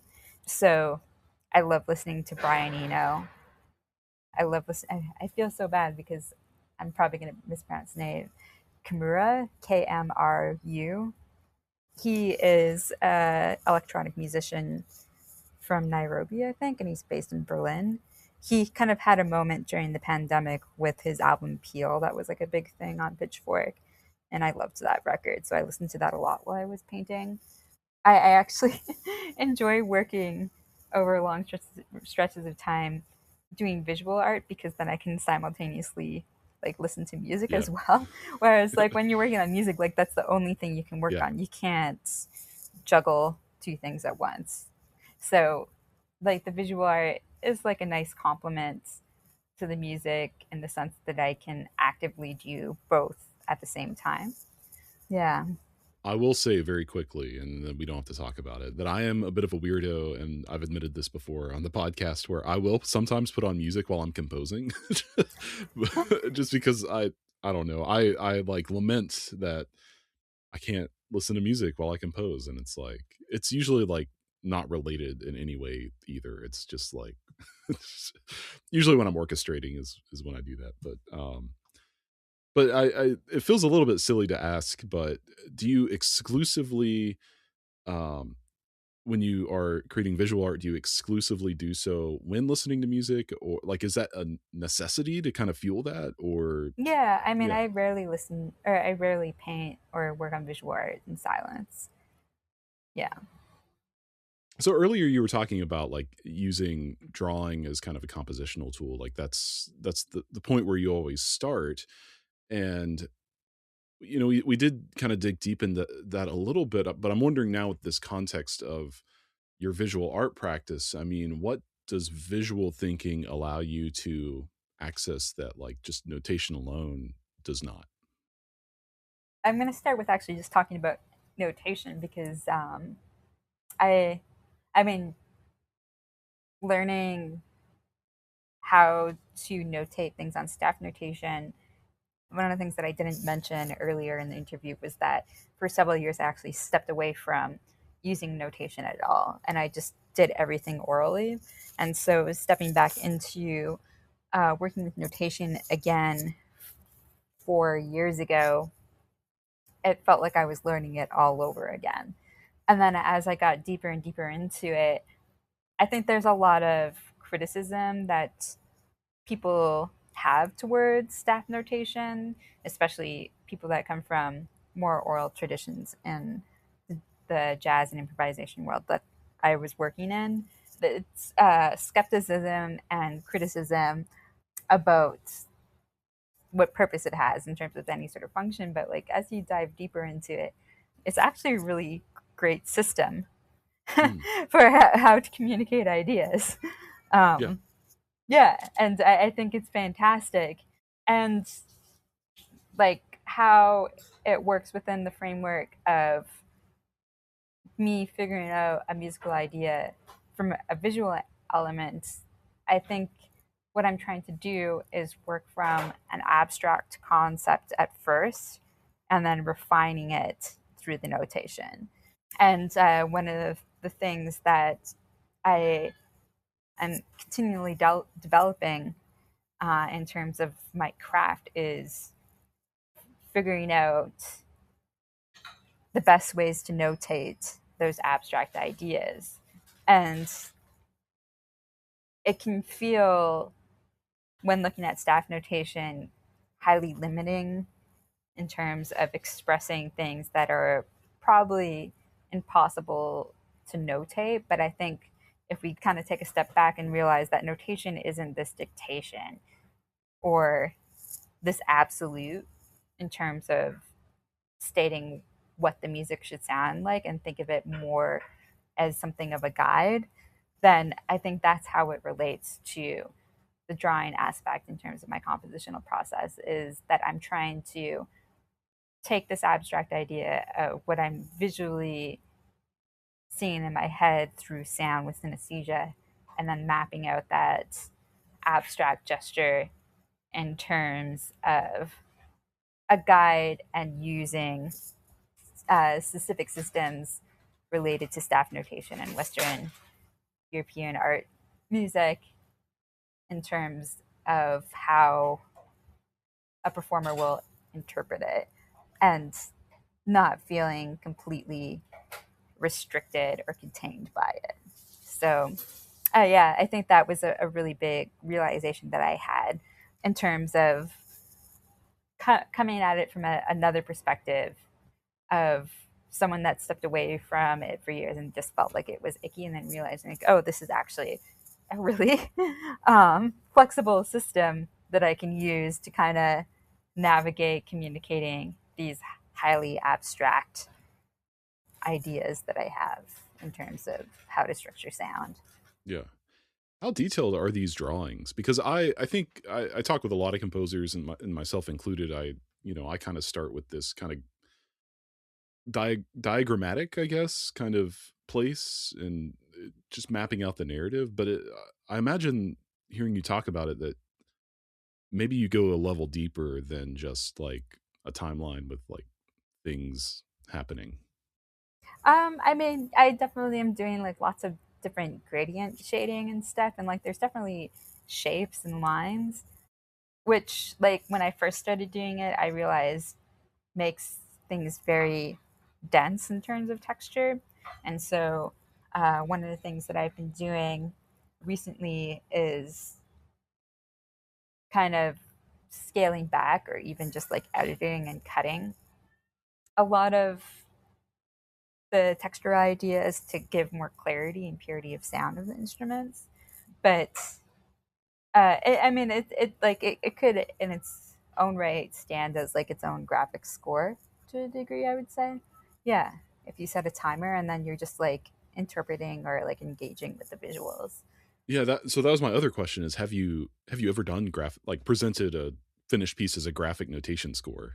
Yeah, I mean that video "Bones of a Whale" that you watched was from my doctoral recital with Gaylord Uh, Duold on bass and Jay Jaskot on drums. And Jay Jaskot, he's a fantastic drummer, so sensitive and so musical, as like you probably heard in the video, but also he doesn't read staff notation.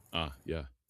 So that was actually all a time stamped graphic score um, to help us perform the piece. And Jay, he's also a painter, he's a visual artist. So I writing and graphic notation was just like a natural thing to do specifically for those musicians because that's where they shine and that's where they're strongest as performers in terms of interpretation of the music. Yeah, I love that. And I love that, like, I don't know, like, I don't feel like it's as integrated into my own toolbox, where it's like, if I met someone who I wanted to collaborate with in that way, and it was like, "Oh, but you can't read music," I don't know if I could step up and do something like that. Maybe so, but, like, I think that really illustrates, like, the importance of, like, this expanded toolbox that we've pretty much been talking about this whole conversation. Yeah, I like the idea of flexibility to not be limited to one thing with working with a performer. That is one of the things that is ingrained in us as musicians that come up formally through music conservatories and music schools is this elitism in terms of judging another musician's abilities based on whether or not they meet this criteria or set of Yeah. standards to execute the music just specifically through this one way. And that's not a really great mindset when approaching any sort of collaboration. If you're going to be collaborating with musicians, there has to be an ability to come at it from all angles and work together to conceptualize something. So, graphic notation for me is a very important tool because it allows me to open up opportunities to work with many different types of musicians that probably either were facing social barriers where they didn't have access to formal music education or didn't have opportunities to go study music formally in post-secondary institutions. And one of the things that specific to my program at University of Hawaii that I've noticed with my professors is they aren't as open to those alternative notation systems. Like they're very conservative in terms of how they approach notation, which is why it's been great for me to learn this craft, because I'm working with people dedicated and are highly knowledgeable in staff notation. But it also counters a lot of my experiences as a musician and the musicians that I like to collaborate with outside of the school. And so graphic notation or any sort of alternative sources of notation outside of staff notation are important to me, because I want to be able to work. If I'm excited about someone and what they do, I want to be able to meet them where they are at as well, and not insert or dominate the collaboration with this one exclusive thing or one Yeah, exclusive approach. totally. Have you branched into other alternative forms of notation, or I'll just say like musical communication, I think is really what we're talking about.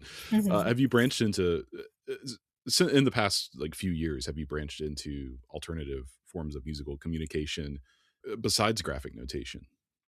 I think having conversations and improvisation, playing with people, in particular my collaborator Eli Wallace, um, playing with him, sometimes he likes to sit down before I set and just like talk through ideas, general points that we want to like work throughout the improvisation, especially if we're doing longer improvisation sets. It's nice to have some sort of loose structure, and though it isn't written down, it's just mapped out through a conversation before we even play. If you'd like to support this work directly, Patreon is the sole source of income for Loose Leaf Transmissions. It's what makes the time, equipment, and ability to say yes to more conversations and better programming possible. And if you're not ready for ongoing support, you can also leave a one-time tip on coffee. You'll find both options at looseleaftransmissions.com/support. And thanks so much for supporting this work.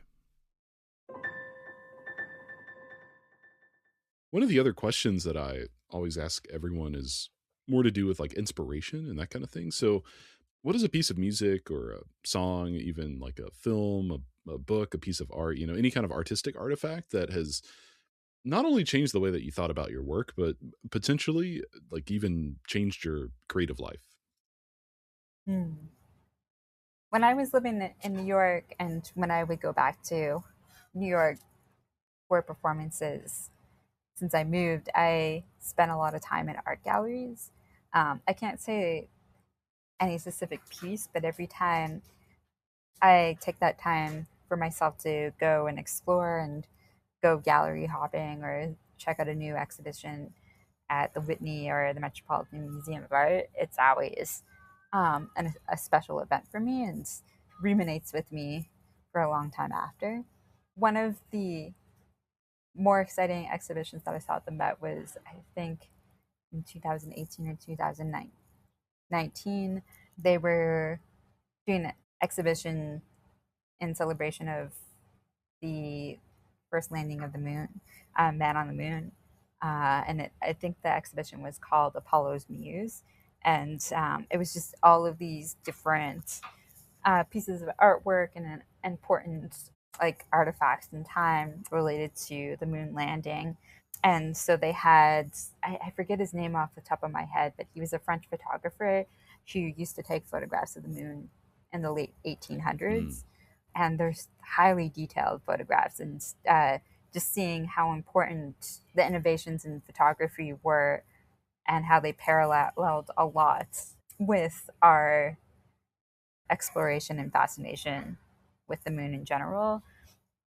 It was really beautiful to see these really old photographs, just like so crisp and so clear, and just seeing that innovation of just photography by itself really blew my mind. And then the other thing that I was really excited about in that exhibition was they had this book. I want to say it was from like the 1500s or the 1600s. It was like this really thick book just like mapping out all of the phases of the moon, and like all of the knowledge that they were able to gather just from looking at the moon every night when they could see it. And uh, I think one of the things that I love so much about that exhibition is that it was so centered around curiosity and like humanity's capabilities when inspired or like fueled by that curiosity.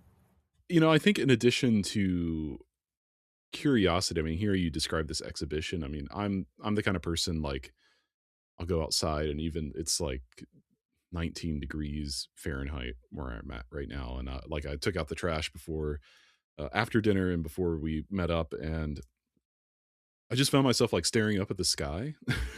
It's like such a beautiful night, even though it's like super cold.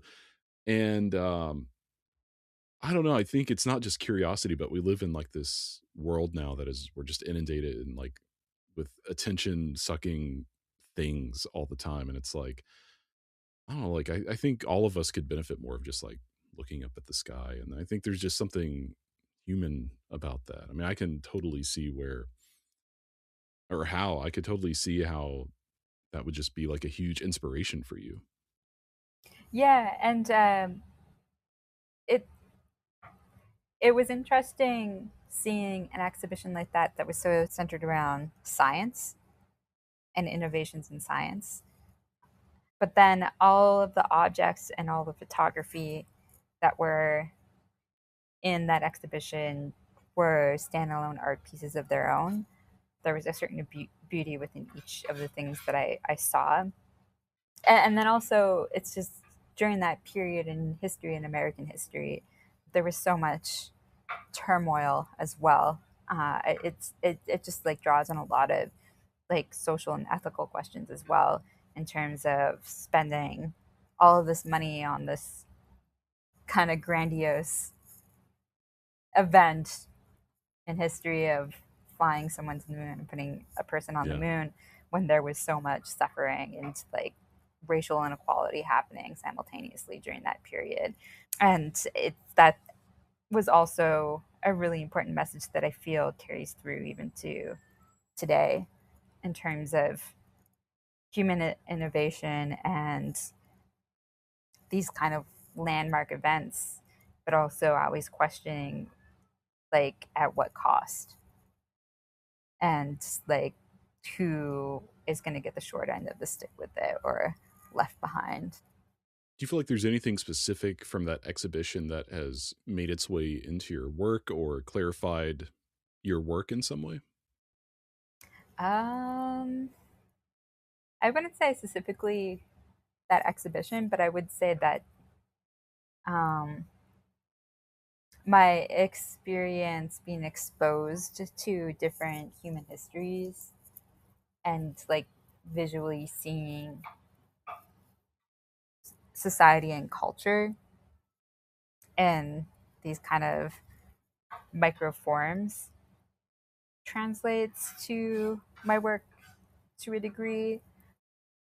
It's tough because like museums Yeah. and the Yeah. Met, just like, yeah, it's ethically questionable, but at the same time, the way that we get to learn um, about other people and the way other people lived and the way other people live now and their perspectives, I think is an important message, because it doesn't keep us so limited in terms of only thinking about ourselves and our own experiences, and realizing that there's something bigger out there beyond us in terms of a collective and how we operate and engage and participate within that. Because music is a cultural experience, it is a social experience. And when we're actively engaging in music in concert settings, like that's like a community event and an experience that everyone gets to participate in. or when we're collectively like collaborating as musicians together, that's like a social event, and like we're like engaging with each other on an artistic level, and that also informs like how culture evolves as well. So it's, in a broader sense, just thinking about how music contributes or like is interpreted or kind of is reframed as this like perspective of experiences aligns with what I do musically. But it's tough to pinpoint any exact detail in terms of how, like going to any art exhibition or any like one movie like informs that process. I think it's like a culmination of all of these different things occurring throughout the process. I feel like this is an adequate segue into my next question, which has to do with your Arctic Circle residency, which you mentioned to me before our conversation today. You said it left a lasting impact on your work and that much of what you've been making since and moving forward has been shaped by that experience.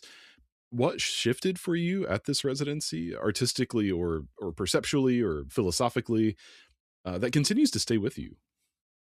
Growing up in Canada, I used to read a lot of Farley Mowat growing up, and for people that aren't familiar with him outside of Canada, he's kind of a prominent Canadian author that did a lot of writing about his experiences in northern Canada, and he was also an activist for a lot of the Indigenous northern communities up there as well. So ever since I was a child, I've always wanted to go up to northern, like polar region further up north from where I was located. And so I applied to this residency on a whim, not even thinking that like anything would come of it. And then when I was accepted, it kind of became this like sinking reality that I'm going to be going to this place that a lot of people don't really get to experience firsthand, and especially like a place like Svalbard, Norway, which is one of the furthest places that you can go north. It has the town that's the furthest northern point in the world, but it's also like in terms of its history, it has a lot of scientific research in terms of how climate change is impacting the polar regions. And then there is also a lot of history throughout the island of like all of the different people that's passed through, from fur trappers and the whalers and the oil and coal excavation that were like happening throughout the 20th century and is in moderation today. But having that experience during the period of time that I was up there, I just thought it was so important to use music as a way to connect people there, knowing that most people would never get to experience it firsthand like I did. And so a lot of my work has been kind of taking a lot of the information and the stories and the experiences and the continued research that I'm doing in terms of expanding it into like multiple narratives in terms of natural environments, humanity, a lot of the geopolitical tensions that we're seeing, not just in Svalbard, but also Greenland right now, with a lot of interest with nations and occupation of these polar regions. And so, as a musician and the music that I'm working on right now, specific to the Arctic, I feel like it's important to share and create some sort of awareness in audiences when experience my music as to what's going on up there right now, because it is such an important part of our planet. And also, there's a lot of complexity that has occurred throughout hundreds of years of history up there and is at like a really pivotal point globally right now in terms of where it stands. And nationalism amongst countries with moving forward, who has the power and say to do what and where. Yeah. So I know that we're speaking in the middle of January 2026, and so a lot of what you're talking about with Greenland and stuff has been very recently in the news.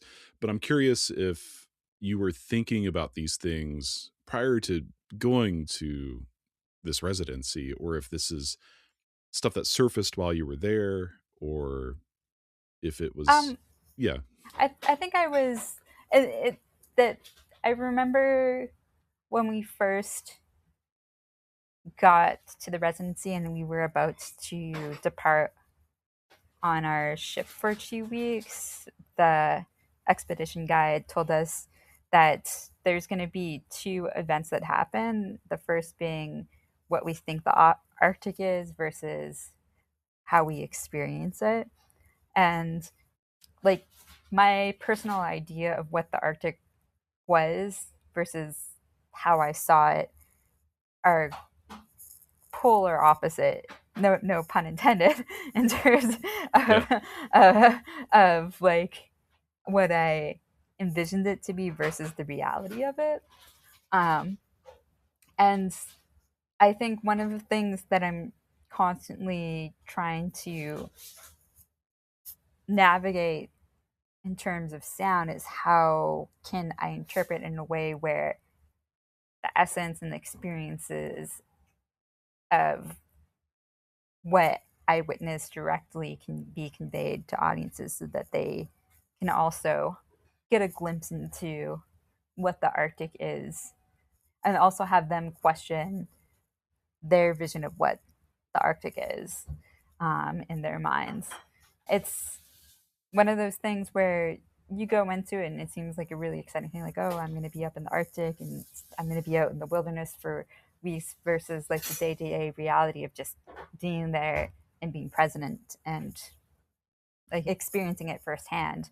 It's difficult to define in words. And I think that's also why things like art and more abstract ways of expression like music can kind of step in and kind of fill yeah. those gaps.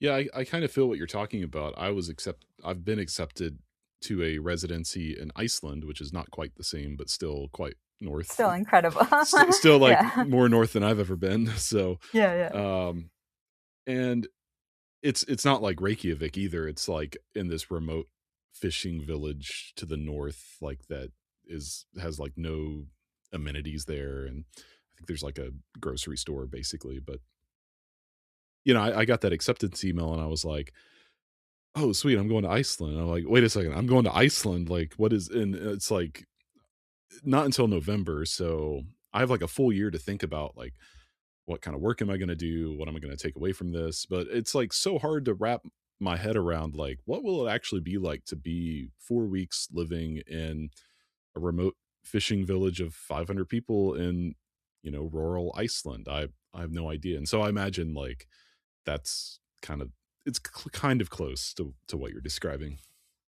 Yeah, I mean, it's really funny, like preparing for like these incredible opportunities that you're given to like go to these places that most people don't usually get to visit or even visit and spend extended amounts of time there. Um, and then like you're mentally thinking ahead and you're really excited about it. And like once you get there, like it all changes because the reality of you being there and going through the day to day of experience it, and it's like contradicts a lot of the Yeah, build yeah. up in your head because um in surprising ways. I mean, it's just like that part of the world, and I've never been to Iceland, but I've had friends that have done residencies in Iceland, and everyone just says it's such like an incredibly stunning place, one of the most beautiful places on the planet.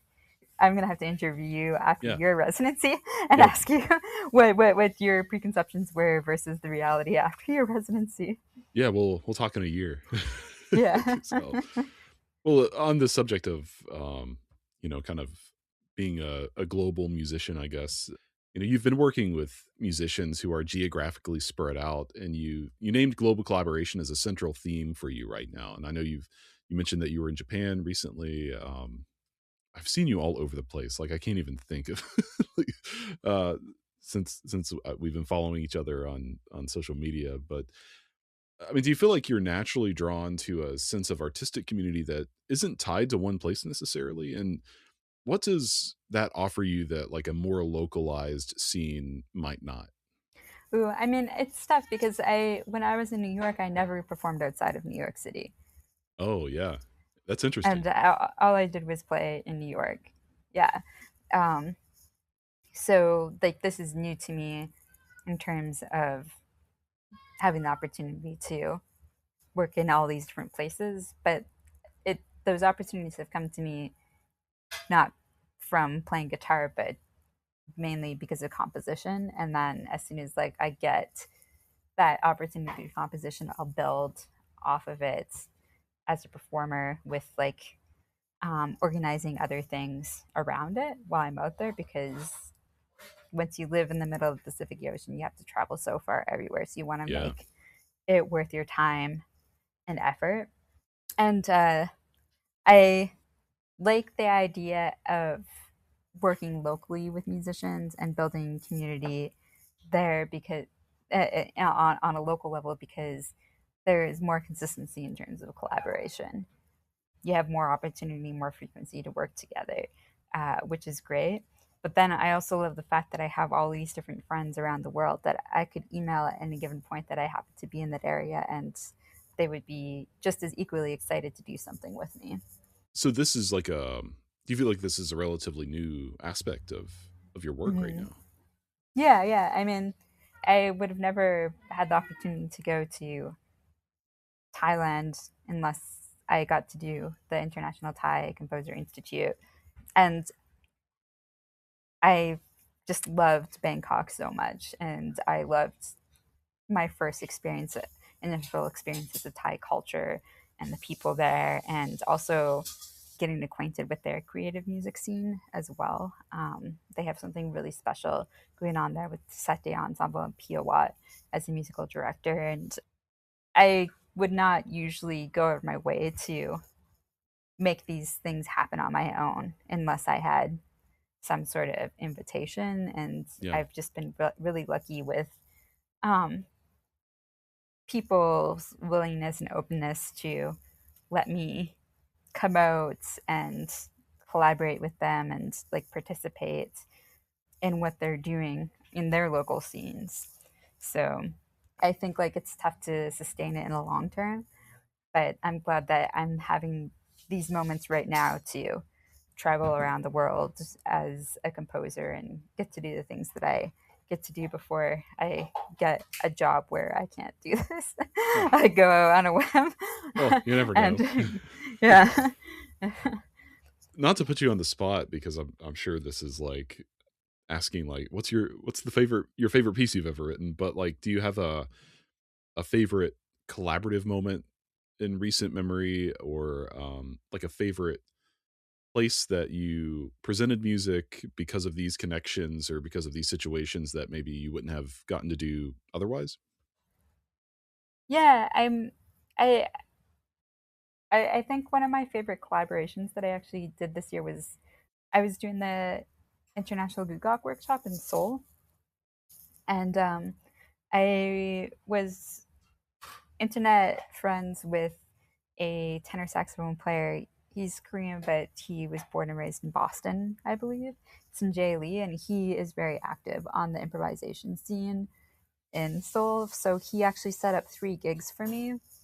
And one of the gigs was with him on tenor saxophone and a drummer, Kanju Baku, who's originally from the UK but lives in Seoul as well. And it was just this like one-off improvisation 2 set show that we were Mm, doing in Seoul, and it was the first time that I had ever met the drummer. I only listened to his music a little bit on some of the records that he played with Roscoe Mitchell and Craig Taborn, um, and uh, Sanjay and him were just so from the moment that the three of us started playing, there was like a really strong energy right from the get-go, and that whole energy was continuous throughout the two sets that we played. And we recorded the music, and I listened back to it, and it was probably some of the most exciting improvisation and like spontaneous composing that I've done in a long time. I really enjoyed having that like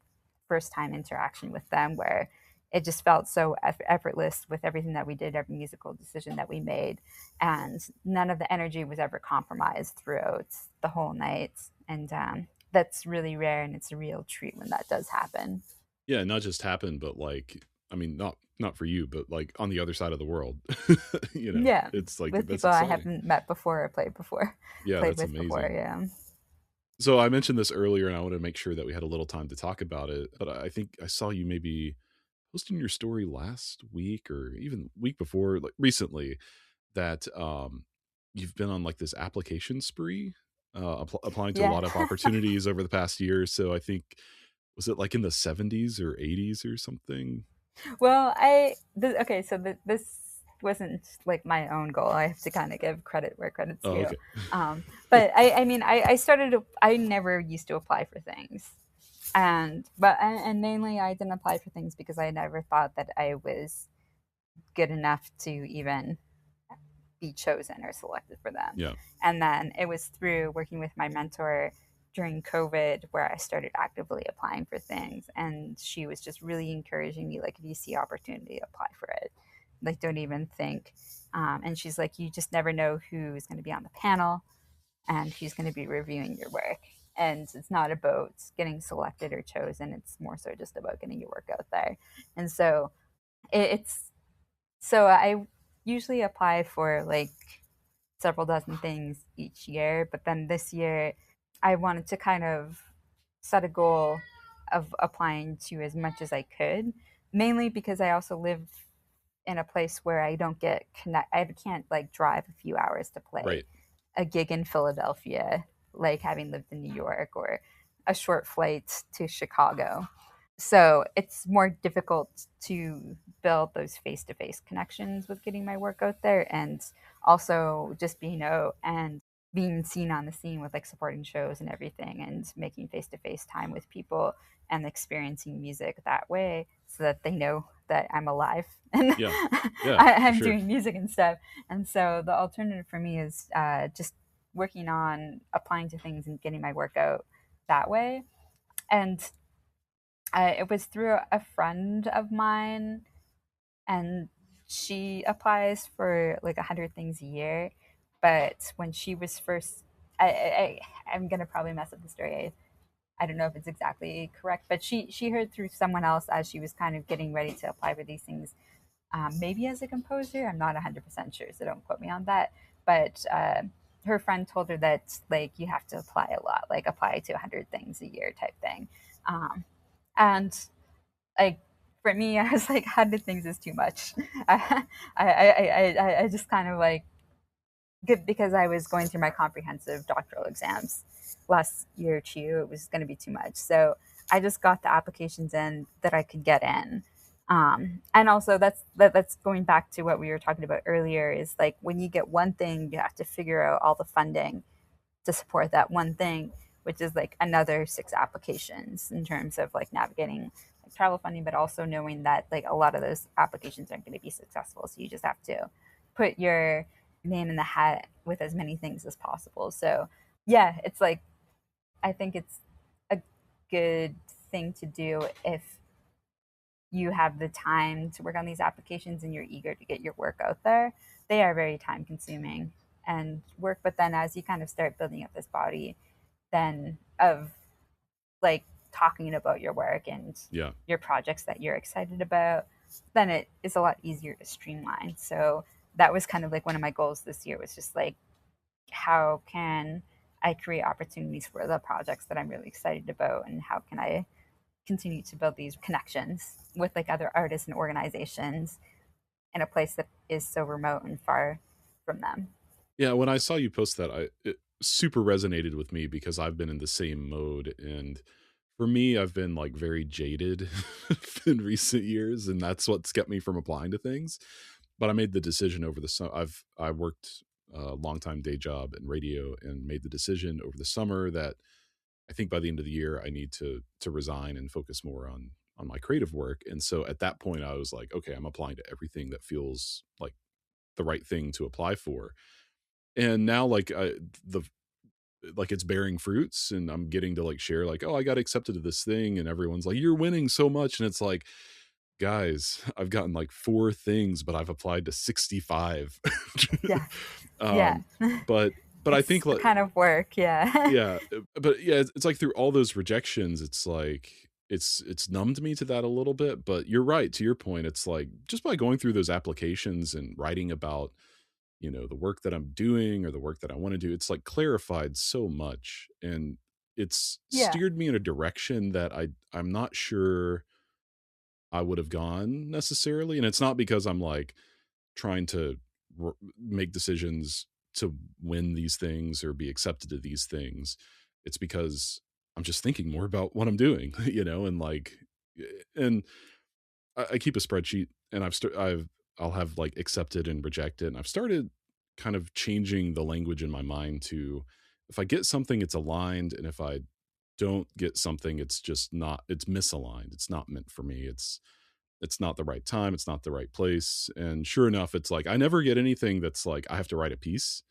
I'm always a little bummed, but then I'm like, oh, thank God. Like, I don't have time for that. Of course I didn't, I didn't get accepted to that. Yeah. I mean, I think one of the important skills that can be built from this, that they don't prepare us for as younger musicians, is understanding that these opportunities not lining up are just a part of the process, and kind of dealing, because I've dealt with some pretty devastating rejections that like kind of left me in a hole for a week. And then most of the time when I get those emails, sometimes like the good thing about applying to things a bunch is that you kind of forget about what Mm, you apply for. And yeah. then those emails, the results, like they're just kind of passing through the inbox. And then every once in a while, like something good comes through. Um, and it's really exciting, like going to do a residency in Iceland or going to do a residency in Japan, which you're doing. And it's like, you just gotta put your name out there for consideration. And then also, like another thing that I've realized, it's easy to feel deterred from it and jaded with putting all the work into these applications, because they are a lot of work. And kind of thinking about it from like the panelist side, where they're just getting inundated with so much exceptional work and so many artists, and it's such a difficult decision to make with who they select and everything. And so there have been things that I've applied for like a dozen times and I still haven't been chosen for. But I'm going to get that application in every year until the day I Yep. die, or until they say yes. Yep. Type I thing. hear that. But yeah, I don't know. It's just like, and as musicians, I feel like it's a different experience for people that are working in different disciplines, like people that are working in visual arts, where they're applying for all these exhibition open calls, and they have to apply for a ton of stuff, just to even have their work be visible, or even like writers with like pitching their work to publications and all of that. Like it's just a part of the work that we do with putting ourselves out there. And if you have the time and the bandwidth to um, work on these things and submit and get the work out there, like I highly encourage people to do it and not feel deterred by, or feel bad about like things not working out despite like all of the efforts, because every once in a while something does pull through that is like really important and pivotal in your career. So you just got to keep on like working at it. But also, it's not, these opportunities and applying aren't like the only path to do things. I feel like you don't have to apply and get grant funding. You can figure out other ways to make your work possible as well. And so just kind of being open-minded and like working towards your goals with the way that works best for you. And right now, because I'm so remote, submitting applications to things with getting my work out there is the best situation for me at this moment. 100%. So getting into my final set of questions, these are questions I ask everyone, and it's always kind of fun to see how people kind of just tie up the conversation with them. So I'll kick things off with, what do you think you would be doing artistically or otherwise if it wasn't composing or anything related to music? I think I'd probably just be doing visual art. What about something that we haven't talked about today? I mean, I can't see myself doing anything else. I actually have these fantasies of like getting a job working as a cashier at Trader Joe's or like some sort of like grocery store job, just like something that isn't stressful and Yeah. like Those people have the best time, it seems. yeah, So, and I'm yeah. seeing people every day. I don't know, Yeah. but it's really tough for me to see myself doing other things. I don't think I would. Oh, I know. I keep on talking about this because I loved my Japanese language class that I took. I have a language requirement for my PhD, which is Japanese or any language, and I chose Japanese, and I just loved studying it so much. I think like I would be very interested in being some sort of linguist and like studying languages, and language is really fascinating to me. So yeah, either like Trader Joe's cashier or some sort of linguist. Nice. I think you're the first person to say either of those, and I love both answers. So, what are you trying to get better at in your creative life right now? um, well, I just came off of my comprehensives and I've been trying to just like take it easy. Mm, Um, I didn't have much of a break last year, so I've been trying to ease myself into this year, but it's been like today's the 19th of January. I'm starting to feel restless. So I'm eager to kind of get back into like some sort of routine with building consistency with balancing all of the things that I have going on right now, and starting to like put more effort and daily work into things. Yeah, but I think one of the challenges that I struggle the most with is putting a lot of work and re- like relentlessly like trying to make stuff happen with like what I'm working on musically, but also being out there in the world and working with other musicians, especially like the stuff like with like booking like tours and applications and yeah. everything, that sometimes it's difficult for me to kind of just like take a day off. Yeah. I feel Yeah. that. So, but then it's one of those things where sometimes you need that break. So I'm hoping that like these seasons of kind of being immersed in the work and going through the day to day of that are a little more balanced with the days of just giving myself that chance to like breathe and kind of take time for other things that are not so focused on music. And there's always an ebb and flow anyway. And Yeah. I'm always, on one hand, struggling to pay attention to that and listen to that. And in other ways, like, I don't know, anytime I just let myself like stop being anxious, like, okay, my body clearly wants to rest, I can take a day off or take a weekend off. And it's like, inevitably, like, my body goes into overdrive later and like I catch up or work ahead or whatever, and it's all okay. So I totally hear you. Is there a tool that you use in your practice that you think everyone should know about and that everyone else could benefit from? And this could be like an actual physical object of a tool. It could be software. It could be a process.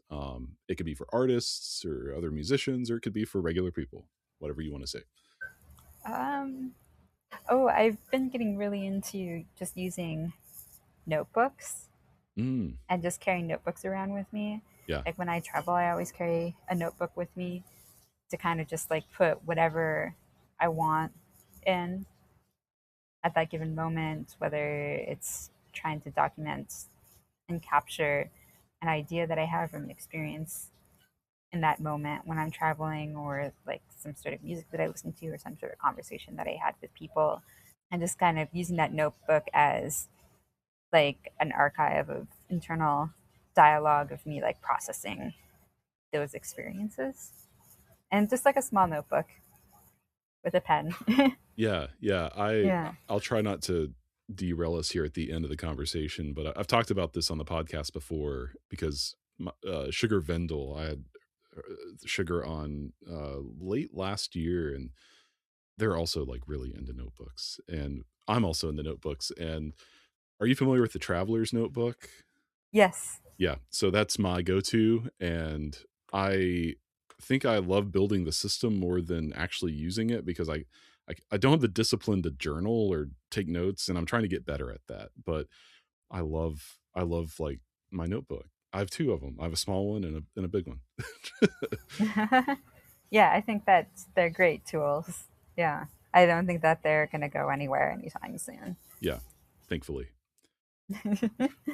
So my final question is usually the toughest one I found, but we'll go for it. And that is, what is something that you've never had a chance to say about your art that you've always wanted to share with people? I've been thinking about this a lot lately. I don't like how my art is described as experimental, and I don't like how I'm just seen as this experimental guitarist that improvises when I play all types of music, and I've been influenced by all types of music. And I feel like that's such like an easy crutch to fall back on in terms of compartmentalizing what I do.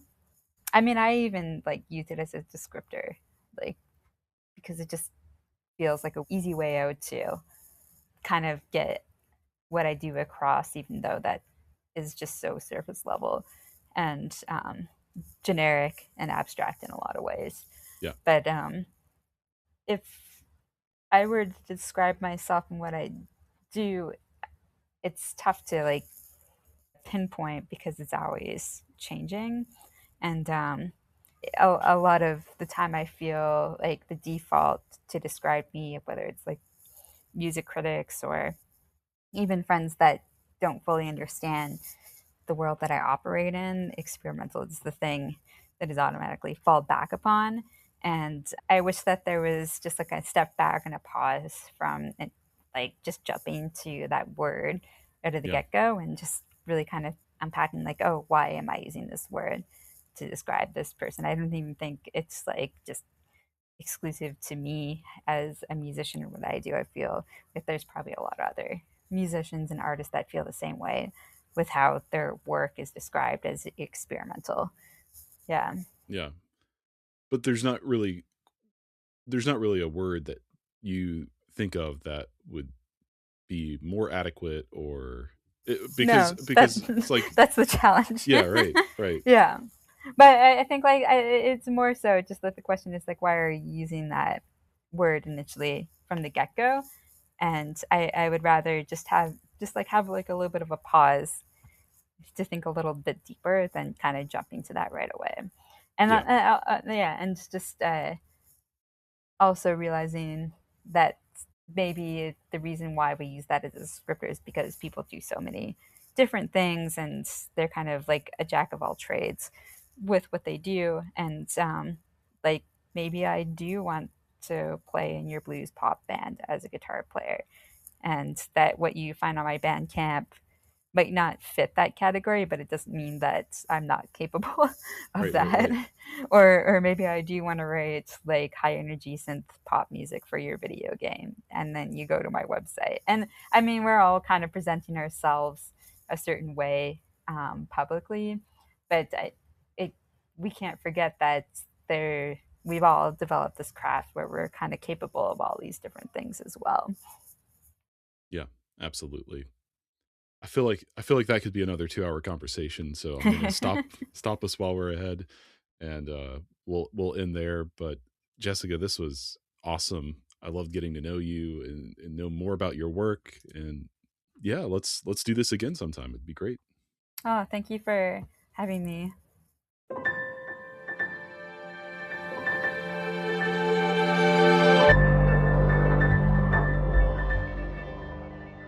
I had such a great time getting to know Jessica, and I'm really glad we finally got a chance to sit down together.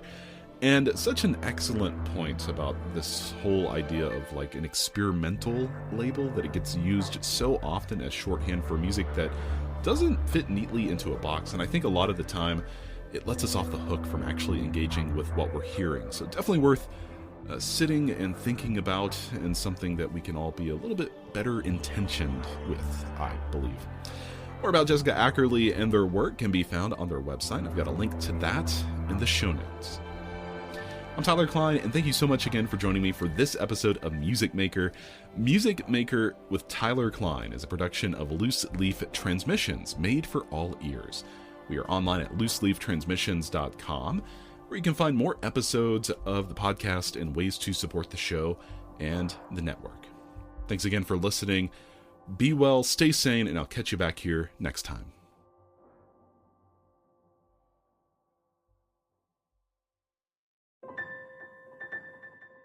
If this has been your first time listening to Music Maker, well, good news. There are over 40 episodes in the archive. I've also got a companion show called Micromaker with short excerpts from these interviews, with new episodes releasing multiple times each week. And if you want to make sure that you don't miss anything, follow both shows on whatever app that you're using. Thanks again for listening.